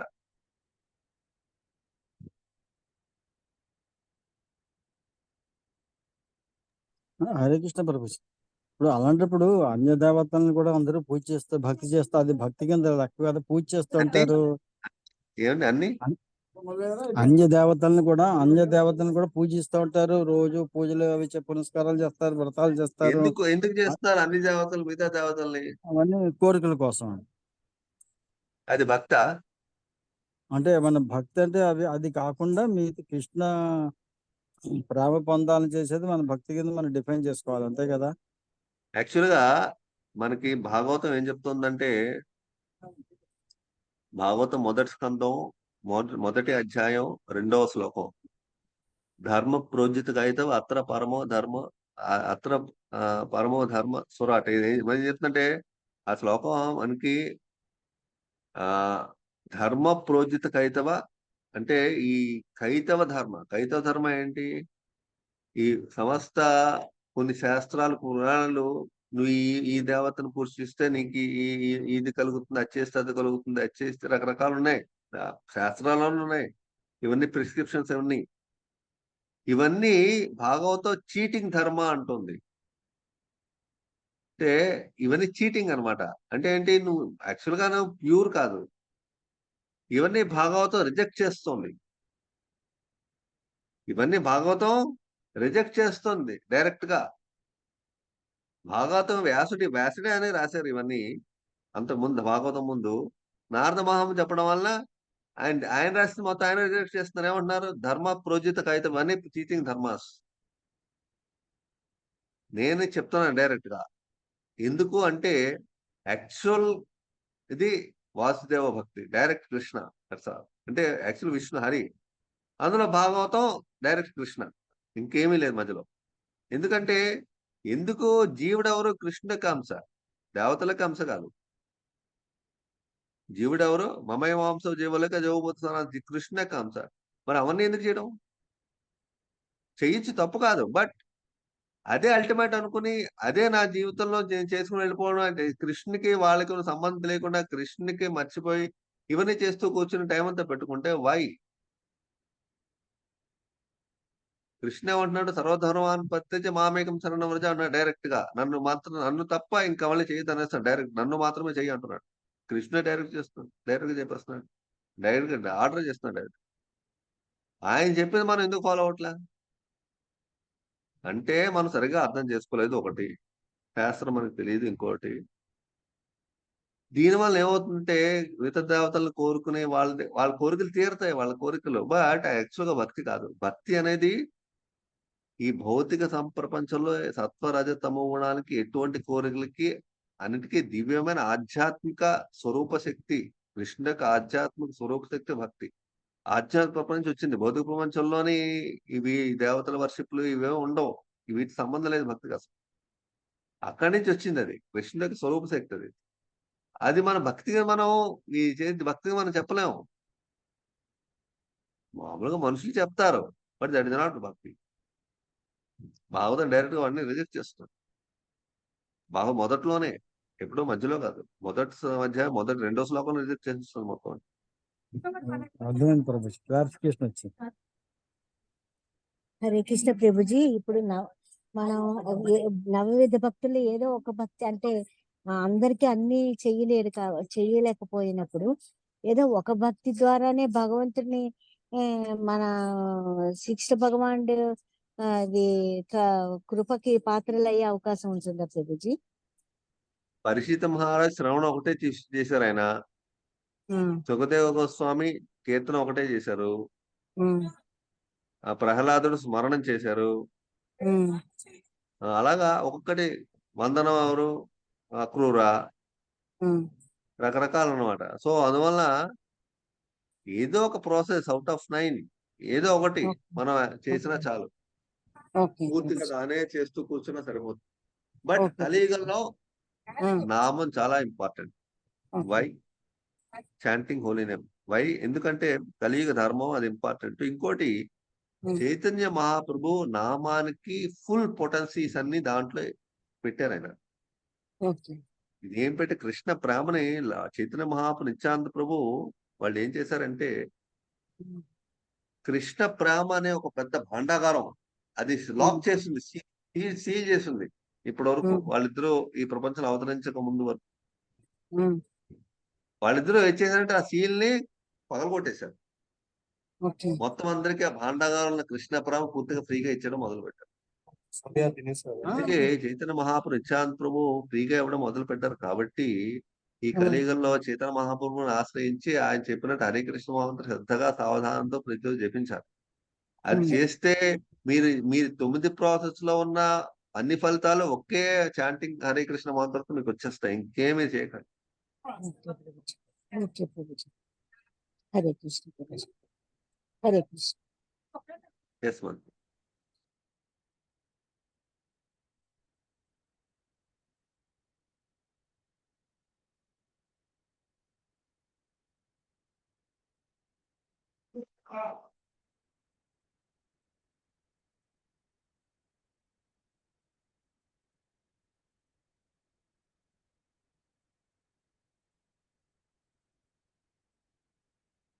సో అందుకే మనం ఈ ప్రాసెస్ చాలా సీరియస్ గా తీసుకోవాలి.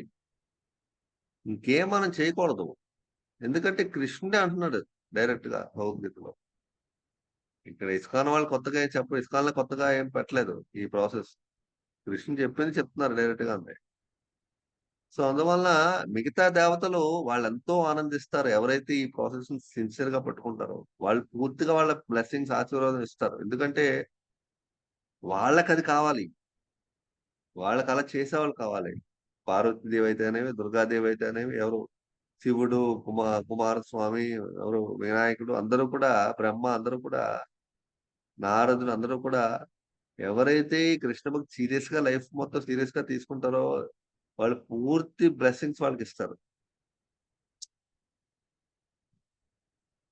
ఎందుకంటే జీవుడు కృష్ణ దగ్గరికే చివరికి వెళ్ళాలి.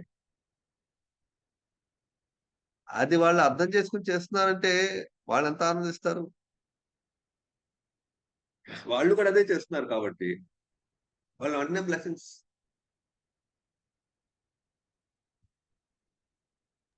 అర్థమైంది ప్రభుజీ.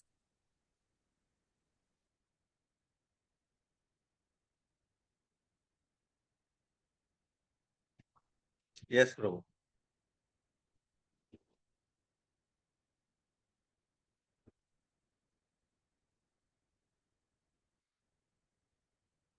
హరే కృష్ణ.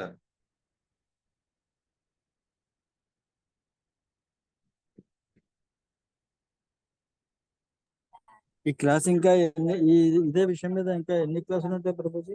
5? మాతాజీ ప్రభు ఇంకా ఇదే భక్తి మీద ఇంకా ఎన్ని క్లాసులు ఉంటాయి అంటున్నా? 5 క్లాసులు ఉంటాయి ఇంకాను? అవ్వచ్చు, 2, 3, 3, 4 ఉండొచ్చు. అంటే ఇంకా పూర్తిగా వివరంగా తెలుస్తుంది కరెక్ట్. కాబట్టి అన్ని వివరంగా చెప్తున్నారు. ఇవాళ దుఃఖాల గురించి చెప్పారు, మిగతా 5 చెప్పారు కాబట్టి ఆ పాయింట్లు ఇంకా 4-5 క్లాసులు ఉంటాయని అనుకుంటున్నాను. ఉంటాయి ఉండొచ్చు. ఓకే ప్రభు. మీరు బాగా స్టడీ చేయాలి. భాగవతం, చైతన్యదాంతో, భక్తుల సామరస్యంతో, భౌతిక బాగా స్టడీ చేయాలి. ఈ స్టడీ చేస్తేనే కృష్ణ భక్తి మనకి. నేను మామూలు క్లాస్ లో నేను డిస్కస్ చాలా తక్కువ. మీరు స్టడీ చేస్తే మీకు బాగా విషయాలు అర్థం అవుతాయి, బాగా నాటుకుంటాయి హృదయంలో. ఎంతో డీప్ గా ఉంది సబ్జెక్ట్. అవును ప్రభు. అందువల్ల అవునవును అని చదవాలి, చదువుతున్నాం కూడా. భాగవతం చదువుతున్నాం, ఉమ్, అయ్యాక మిగతా ప్రభుపాద బుక్స్ కూడా చదువుతున్నాను. ఉమ్. మెయిన్ ఎక్కువ జపం బాగా చేయడం, జపం ఎక్కువ రీడింగ్ చేయడం, ఎక్కువ చేసి, అంటే జస్ట్ రీడింగ్ చేయడమే కాదు, ఇవన్నీ అవును గూఢంగా ఉంటాయి, ఇవన్నీ డీప్ గా స్టడీ చేయాలి. జస్ట్ ఒక రెండు అవును సార్లు వెంటనే అర్థం అవ్వవు కొన్ని విషయాలు.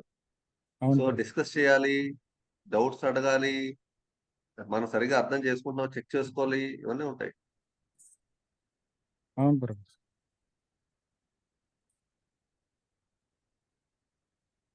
లత లత ఎవరు?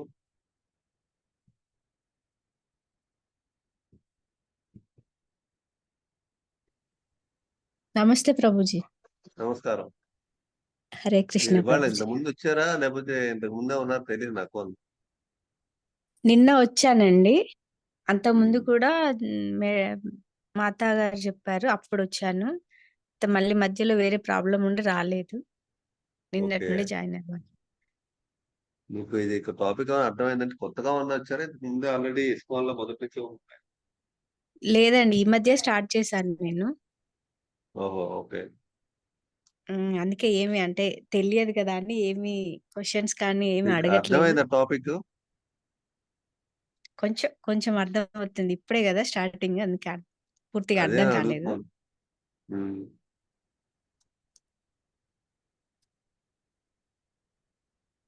ఉమ్. మీరు ఇంతకుముందు ఇస్కాన్ టెంపుల్స్ వెళ్ళి ఏమైనా బుక్స్ కొనడం వెళ్ళడం చేశారా? తీసుకున్నానండి, బుక్ ఉంది నా దగ్గర, భగవద్గీత బుక్ ఉంది. ఉమ్. భాగవతం ఏమో ఈ మధ్య ఒక మేడం చెప్తున్నారు శ్లోకాలు, వాటికి భావము భాష్యం చెప్తున్నారు, అవి ఓకే, వింటున్నాను. ఓకే. ఏ మేడం భగవద్గీత ఎవరు? కూడా మామూలుగా మాకు ఇంటి దగ్గర ఉంటారు. ఓకే, ఆ తను చెప్తున్నారు శ్లోకాలు, వాటికి భావం ఇవన్నీ ఉన్నాయి నా దగ్గర. ఓకే, కాకపోతే మీ అంత అది నాకు అర్థం అవ్వట్లేదు, అందుకే నెమ్మదిగా అర్థం చేసుకుందామని ట్రై చేస్తున్నాను. ఓకే. మీకు ఇవాళ ఏమర్థమైంది? అసలు ఏమన్నా కొంచెం అర్థమైంది? భగవంతుడికి మనము కంప్లీట్ గా సరెండర్ అవ్వాలి అనేది మాత్రం అర్థమవుతుంది. ఓకే.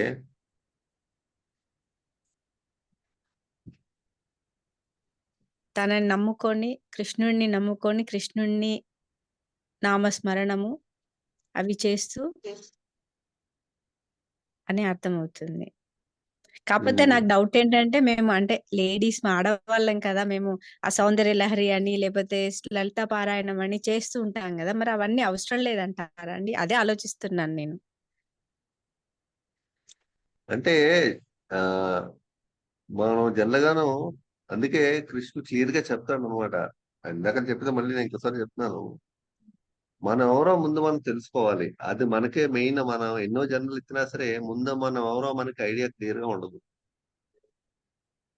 అందుకే ఎన్నో జన్మల తర్వాత శ్రీకృష్ణుడే చెప్తాడు 7వ అధ్యాయం భగవద్గీతలో, బహునాం జన్మనామంతే జ్ఞానవాన్మా ప్రపద్యతే. ఎన్నో జన్మలు ఎత్తిన తర్వాత, అనంతరం ఎన్నో జన్మలు ఎత్తిన బహునాం జన్మ జ్ఞానవంతుడు అవుతాడు మనిషి.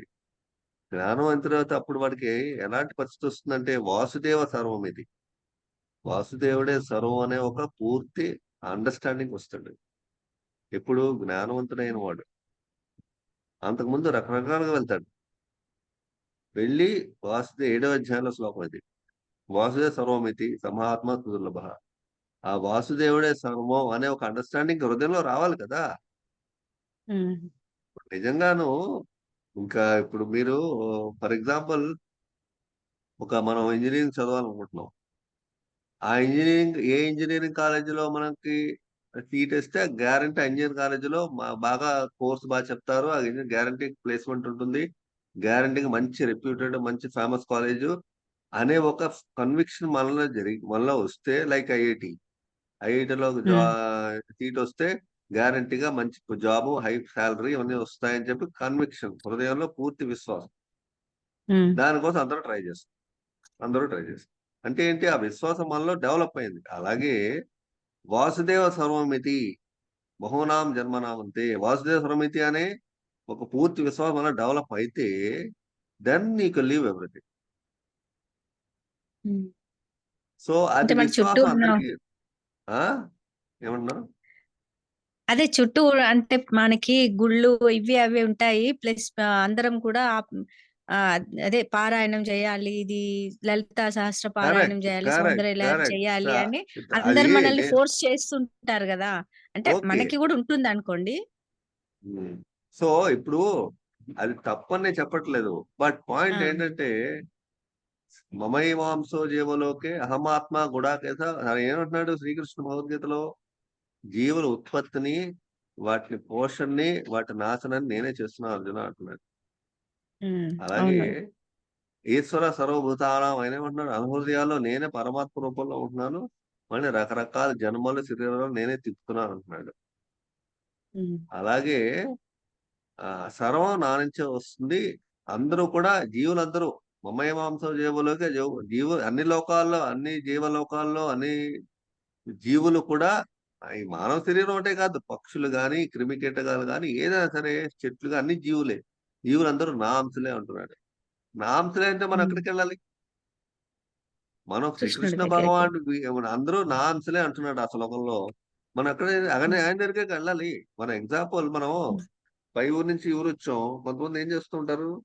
వాళ్ళు సొంత ఊళ్ళో ఇల్లు కట్టుకుంటారు, నేటివ్ ప్లేస్ అని చెప్పి. రిటైర్ అయిపోతారు, అక్కడ వెళ్ళిపోతే సెటిల్ అయిపోతారు. ఉమ్, సో దాని అర్థం ఏంటంటే యాక్చువల్గా వాళ్ళు అక్కడి నుంచి వాళ్ళ ఒరిజినల్ ప్లేస్ అది, వాళ్ళ నేటివ్ ప్లేస్. అక్కడి నుంచి ఊరు వచ్చి 30 ఏళ్ళు 20 ఏళ్ళు ఉద్యోగం చేసి వెళ్ళిపోయారు, మన నేటివ్ అక్కడ సెటిల్ అయిపోయారు. అలాగే మమాయ మాంస జీవలోకి మనందరం కూడా అక్కడి నుంచి ఆయన దగ్గర నుంచి వచ్చాము. మనకి తెలియక ఇటు ఇక్కడ కొట్టుకుంటున్నాం అనమాట. జన్మల జన్మ జనంతో జన్మ కొట్టుకుంటున్నాం. ఆయన నా దగ్గరికి రా, మనసిష్టాన్ని ఇంద్రియాన్ని ప్రవృత్తిష్టాన్ని కర్షతి. 5 ఇంద్రియాలు మనసు, వీటితో వీళ్ళు జన్మ జన్మలకి కొట్టుకుంటున్నా ఉన్నారు, చాలా కష్టపడుతున్నారు అర్జున అని చెప్పి కృష్ణుడే బాధను వ్యక్తం చేస్తాడు ఆ శ్లోకంలో. ఉమ్, మనకి ఇవన్నీ మనం చదవలేదు. మనం ఇస్కాన్కి వచ్చిన తర్వాత భగవద్గీత ఎప్పుడో ఇస్కాన్ ముందు మనం భగవద్గీత చదివిన తర్వాత కృష్ణ చెప్పిన తర్వాత అర్థమైంది. ఎంతమంది ఈ భగవద్గీత శ్లోకాలు చదివి అర్థం చేసుకుంటారు? తెలియదు ఎవరికి. తెలియకపోవడం వల్ల నలుగురు ఇంతకు ముందు నేను ఇస్కాన్కి రాకముందు నేను అన్ని గుళ్ళకి వెళ్ళేవాడినే. ఉమ్, కాకపోతే నాకు చిన్నప్పటి నుంచి విష్ణువుని తప్ప ఎందుకు నేను చేస్తున్నాను అని చెప్పి ఒక ఫీలింగ్ మనసులో ఉండేది. ఇవన్నీ ఎందుకు పూజలు ఉమ్. చేస్తున్నాను, ఈ గుడి కాబట్టి ఇంట్లో ఎందుకు చేస్తున్నావు అనే ఒక ఫీలింగ్ ఉండేది. ఇస్కాన్కి వచ్చింది, అది స్ట్రాంగ్ అయింది. అది యాక్చువల్గా రియలైజ్ అయింది. అది దానికి ఒక ఫామ్ వచ్చింది. మీరు చెప్తే సో నేను నాకు ఉందండి. నేను అంటే నాది జన్మనామం గోదాదేవి అని చెప్పేవాళ్ళు చిన్నప్పుడు నాకు. అంటే చిన్నప్పుడు విన్న స్టోరీని బట్టి నేనేమనుకున్నానంటే కృష్ణుడు గోదాదేవి, గోదాదేవి కృష్ణుడిలో ఐక్యమైపోయింది అని అంటే నేనే గోదాదేవిని, నాకు కృష్ణుడు అని అనుకునేదాన్ని అండి. అలా కూడా నాకు కొంచెం భక్తి కృష్ణుడి మీద ఉంటుంది. కాకపోతే ఈ పక్కకి ఇవ్వండి వస్తుంటాయి. అదే. సో ఏంటంటే అది దట్స్ వాట్ మీకు అసోసియేషన్ ఎక్కువ ఉండాలి. ఎవరైతే కృష్ణ భక్త అసోసియేషన్ ఉంటే ఆటోమేటిక్ గా మీకు ఏంటంటే కృష్ణుడు లాగుతాడు. ఇక్కడ పాయింట్ ఎక్కడ జరుగుతుందంటే ఎప్పుడైతే మనం కృష్ణుడి వైపు మనం వెళ్తున్నామో, కొంచెం సిన్సియర్ గా వెళ్ళడానికి ట్రై చేస్తున్నామో, అటు నుంచి కూడా వస్తుంది రెస్పాన్స్. ఆ రెస్పాన్స్ ఆయన ఇస్తాడు మనతో. మనమే కాదు వెళ్ళేది, ఆయన కూడా వర్క్ చేస్తాడు, అక్కడి నుంచి మనం లాగుతాడు అనమాట. ఏంటి? కృష్ణుడు అందరినీ జీవుల్ని ప్రేమిస్తాడు.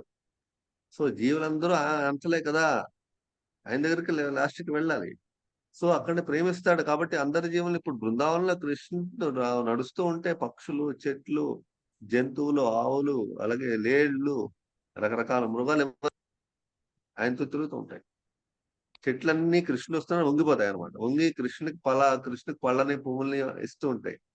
అలాగే ఈ ఆవులు, లేళ్లు, నెమళ్ళు, పక్షులు కృష్ణుడు వాళ్తూ ఉంటాయి. Everybody loves Krishna. అందరిని ప్రేమిస్తే అందరూ ప్రేమిస్తారు కృష్ణ. యాక్చువల్గా కృష్ణ అంటే అందరినీ అట్రాక్ట్ చేస్తాడు. సో అది యాక్చువల్ నిజమైన సుప్రీం లార్డ్. సో అప్పుడైతే మీకు అట్రాక్షన్ ఎప్పుడైతే వచ్చిందో మీకు ఆటోమేటిక్ గా మీకు ఇప్పుడు నెయ్యితో చేస్తున్న మైసూర్ పాక్ తిన్నారు అనుకోండి, మీకు అది తప్ప మిగతా తినరు. మైసూర్ పాక్ ఇంకోటి మైసూర్ పాక్ ఇచ్చినా సరే, అంటే ఆ టేస్ట్ మీరు ఒకసారి చూస్తే నెయ్యితో స్వీట్ తప్ప ఇంకా స్వీట్ తినరు మీరు. పూర్తి స్వీట్నెస్ ఎప్పుడైతే మీరు ఒకసారి ఎక్స్పీరియన్స్ అయ్యారో మిగతా స్వీట్ తినబుద్ధి కాదు మీకు. అందుకే 3వ అధ్యాయంలో శ్లోకం ఉంది. 2వ అధ్యాయంలో 51, 56 గుర్తులేదు.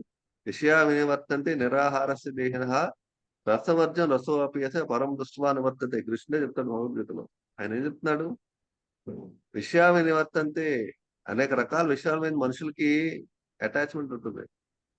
రసవర్జం రసో అపియస్య పరమ దృష్ట్వా, ఈ పరమమైన సుప్రీం ఉన్నతమైన ఆధ్యాత్మిక రసాన్ని, కృష్ణ రసాన్ని ఎవరైతే ఎక్స్పీరియన్స్ అవుతారో ఆటోమేటిక్ గా లోవర్ టేస్ట్ ఉంటుంది చూడండి. Higher taste experience, lower taste automatic గా తగ్గుతుంది. అది నేచురల్ గా పోతుంది. అది మీరేం బలవంతంగా దాన్ని ఆపకర్లా, నేచురల్ గా పోతుంది.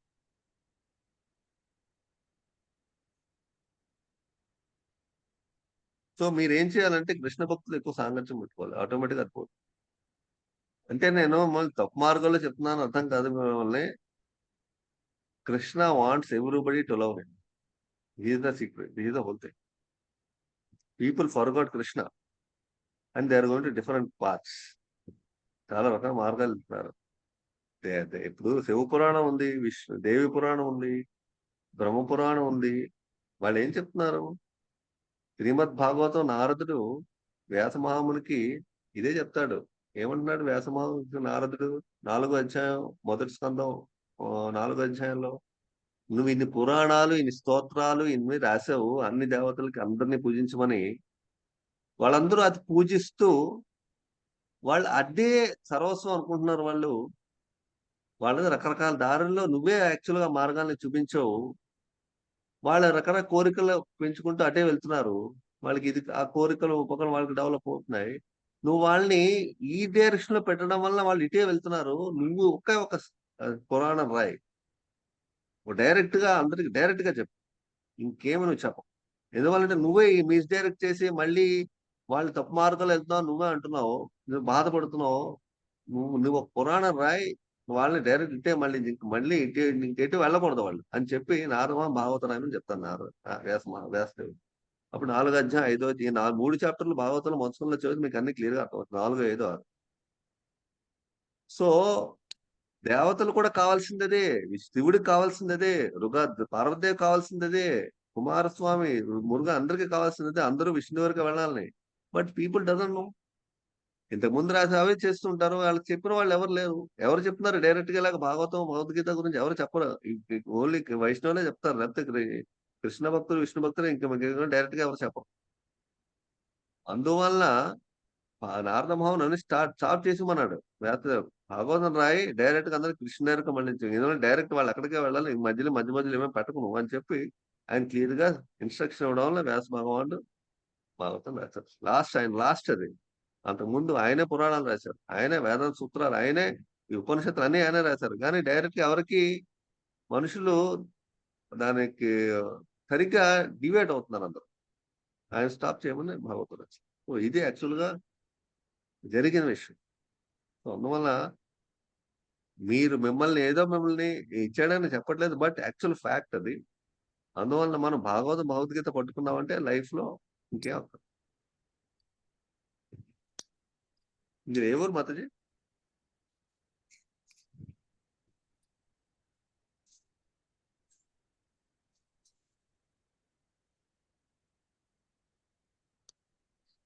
హరే కృష్ణ.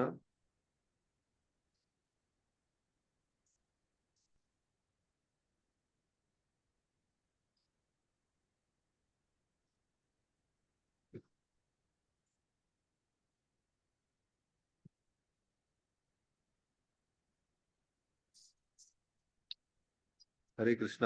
వినబడుతుందన్నమాట. హరే కృష్ణ అండి, వినబడుతుందండి. ధన్యవాదాలండి. మీరు అంటే చెప్పారు, నేనే అజ్ఞానం వల్ల ఏదో చెప్తున్నాను. I'm not saying like that. మీకు మామూలుగా వస్తాయి what ever I know I'm just telling. అంతేగాని అజ్ఞానం నేనేం అనట్లేదు. ఇప్పుడే తెలుసుకుందామని ట్రై చేస్తున్నానండి. మీరు ఇంకా నిజంగా ఓపెన్ గా చెప్తున్నారు. ఇంకా your in right path only. I'm not saying your in wrong path. Wrong path నేను అనట్లేదు. నవ్వు మీరు ఉన్న పాత్ జస్ట్ చిన్న టర్న్ చేస్తున్నారు అంతే. మీరు సరిగ్గా సరైన మార్గం లలితా సహస్రనామం, లలితా పారాయణ అనేది very good. It is not simple thing. అది రోజు చేయడం అనేది is very good activity actually. వాళ్ళ బ్లెస్సింగ్స్ మీకు ఉంటాయి, వాళ్ళ బ్లెస్సింగ్స్ ఆటోమేటిక్ గా మీకు ఉంటాయి. చాలా మంది శివభక్తులందరూ కొన్నాళ్ళు విష్ణు భక్తులు అయిపోతూ ఉంటారు. విష్ణు భక్తులను వాళ్ళు ప్రయత్నించడం వల్ల వాళ్ళు విష్ణు దగ్గరికి వాళ్ళు వస్తారు యాక్చువల్ గా. సో అందువల్ల అది రాంగ్ పత్ అని అనట్లేదు. But this what actually the scripture శాస్త్రం చెప్పుకోమన్నమాట.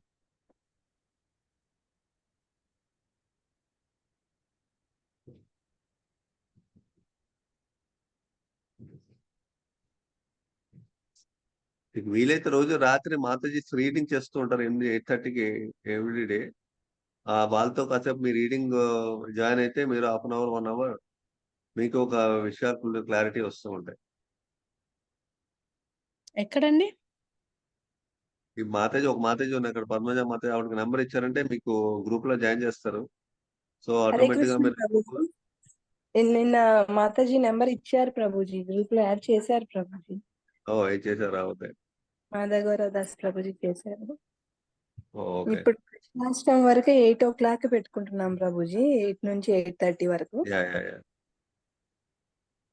మీరు జస్ట్ ఆ బుక్స్ మాతాజీ ప్రభుపాద భగవద్గీత, ఈశోపనిషత్తు ఇవన్నీ బుక్స్ ఉన్నాయి, చాలా భాగవతం, ఇవన్నీ మీరు జస్ట్ రీడింగ్ మీరు పార్టిసిపేట్ చేసి మీకు విషయాలు తెలుస్తుంటాయి కొంచెం. తప్పకుండా గురు ప్రభుజీ చేస్తాను.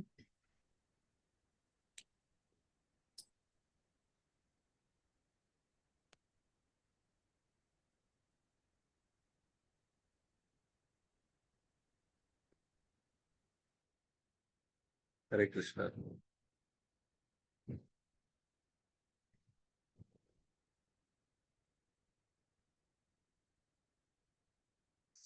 ఎవరికైనా ఏమన్నా సందేహాలు కానీ, కామెంట్స్ కానీ, సజెషన్స్ కానీ ఉన్నాయా?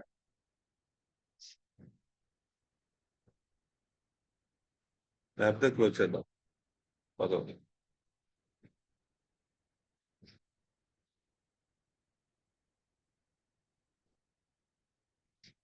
లేకపోతే ఓకే వచ్చారా? ఓకే. హరే కృష్ణ. వాంఛాకల్పతరుభ్యశ్చ కృపాకృపేభ్యో పావనేభ్యో వైష్ణవేభ్యో నమః.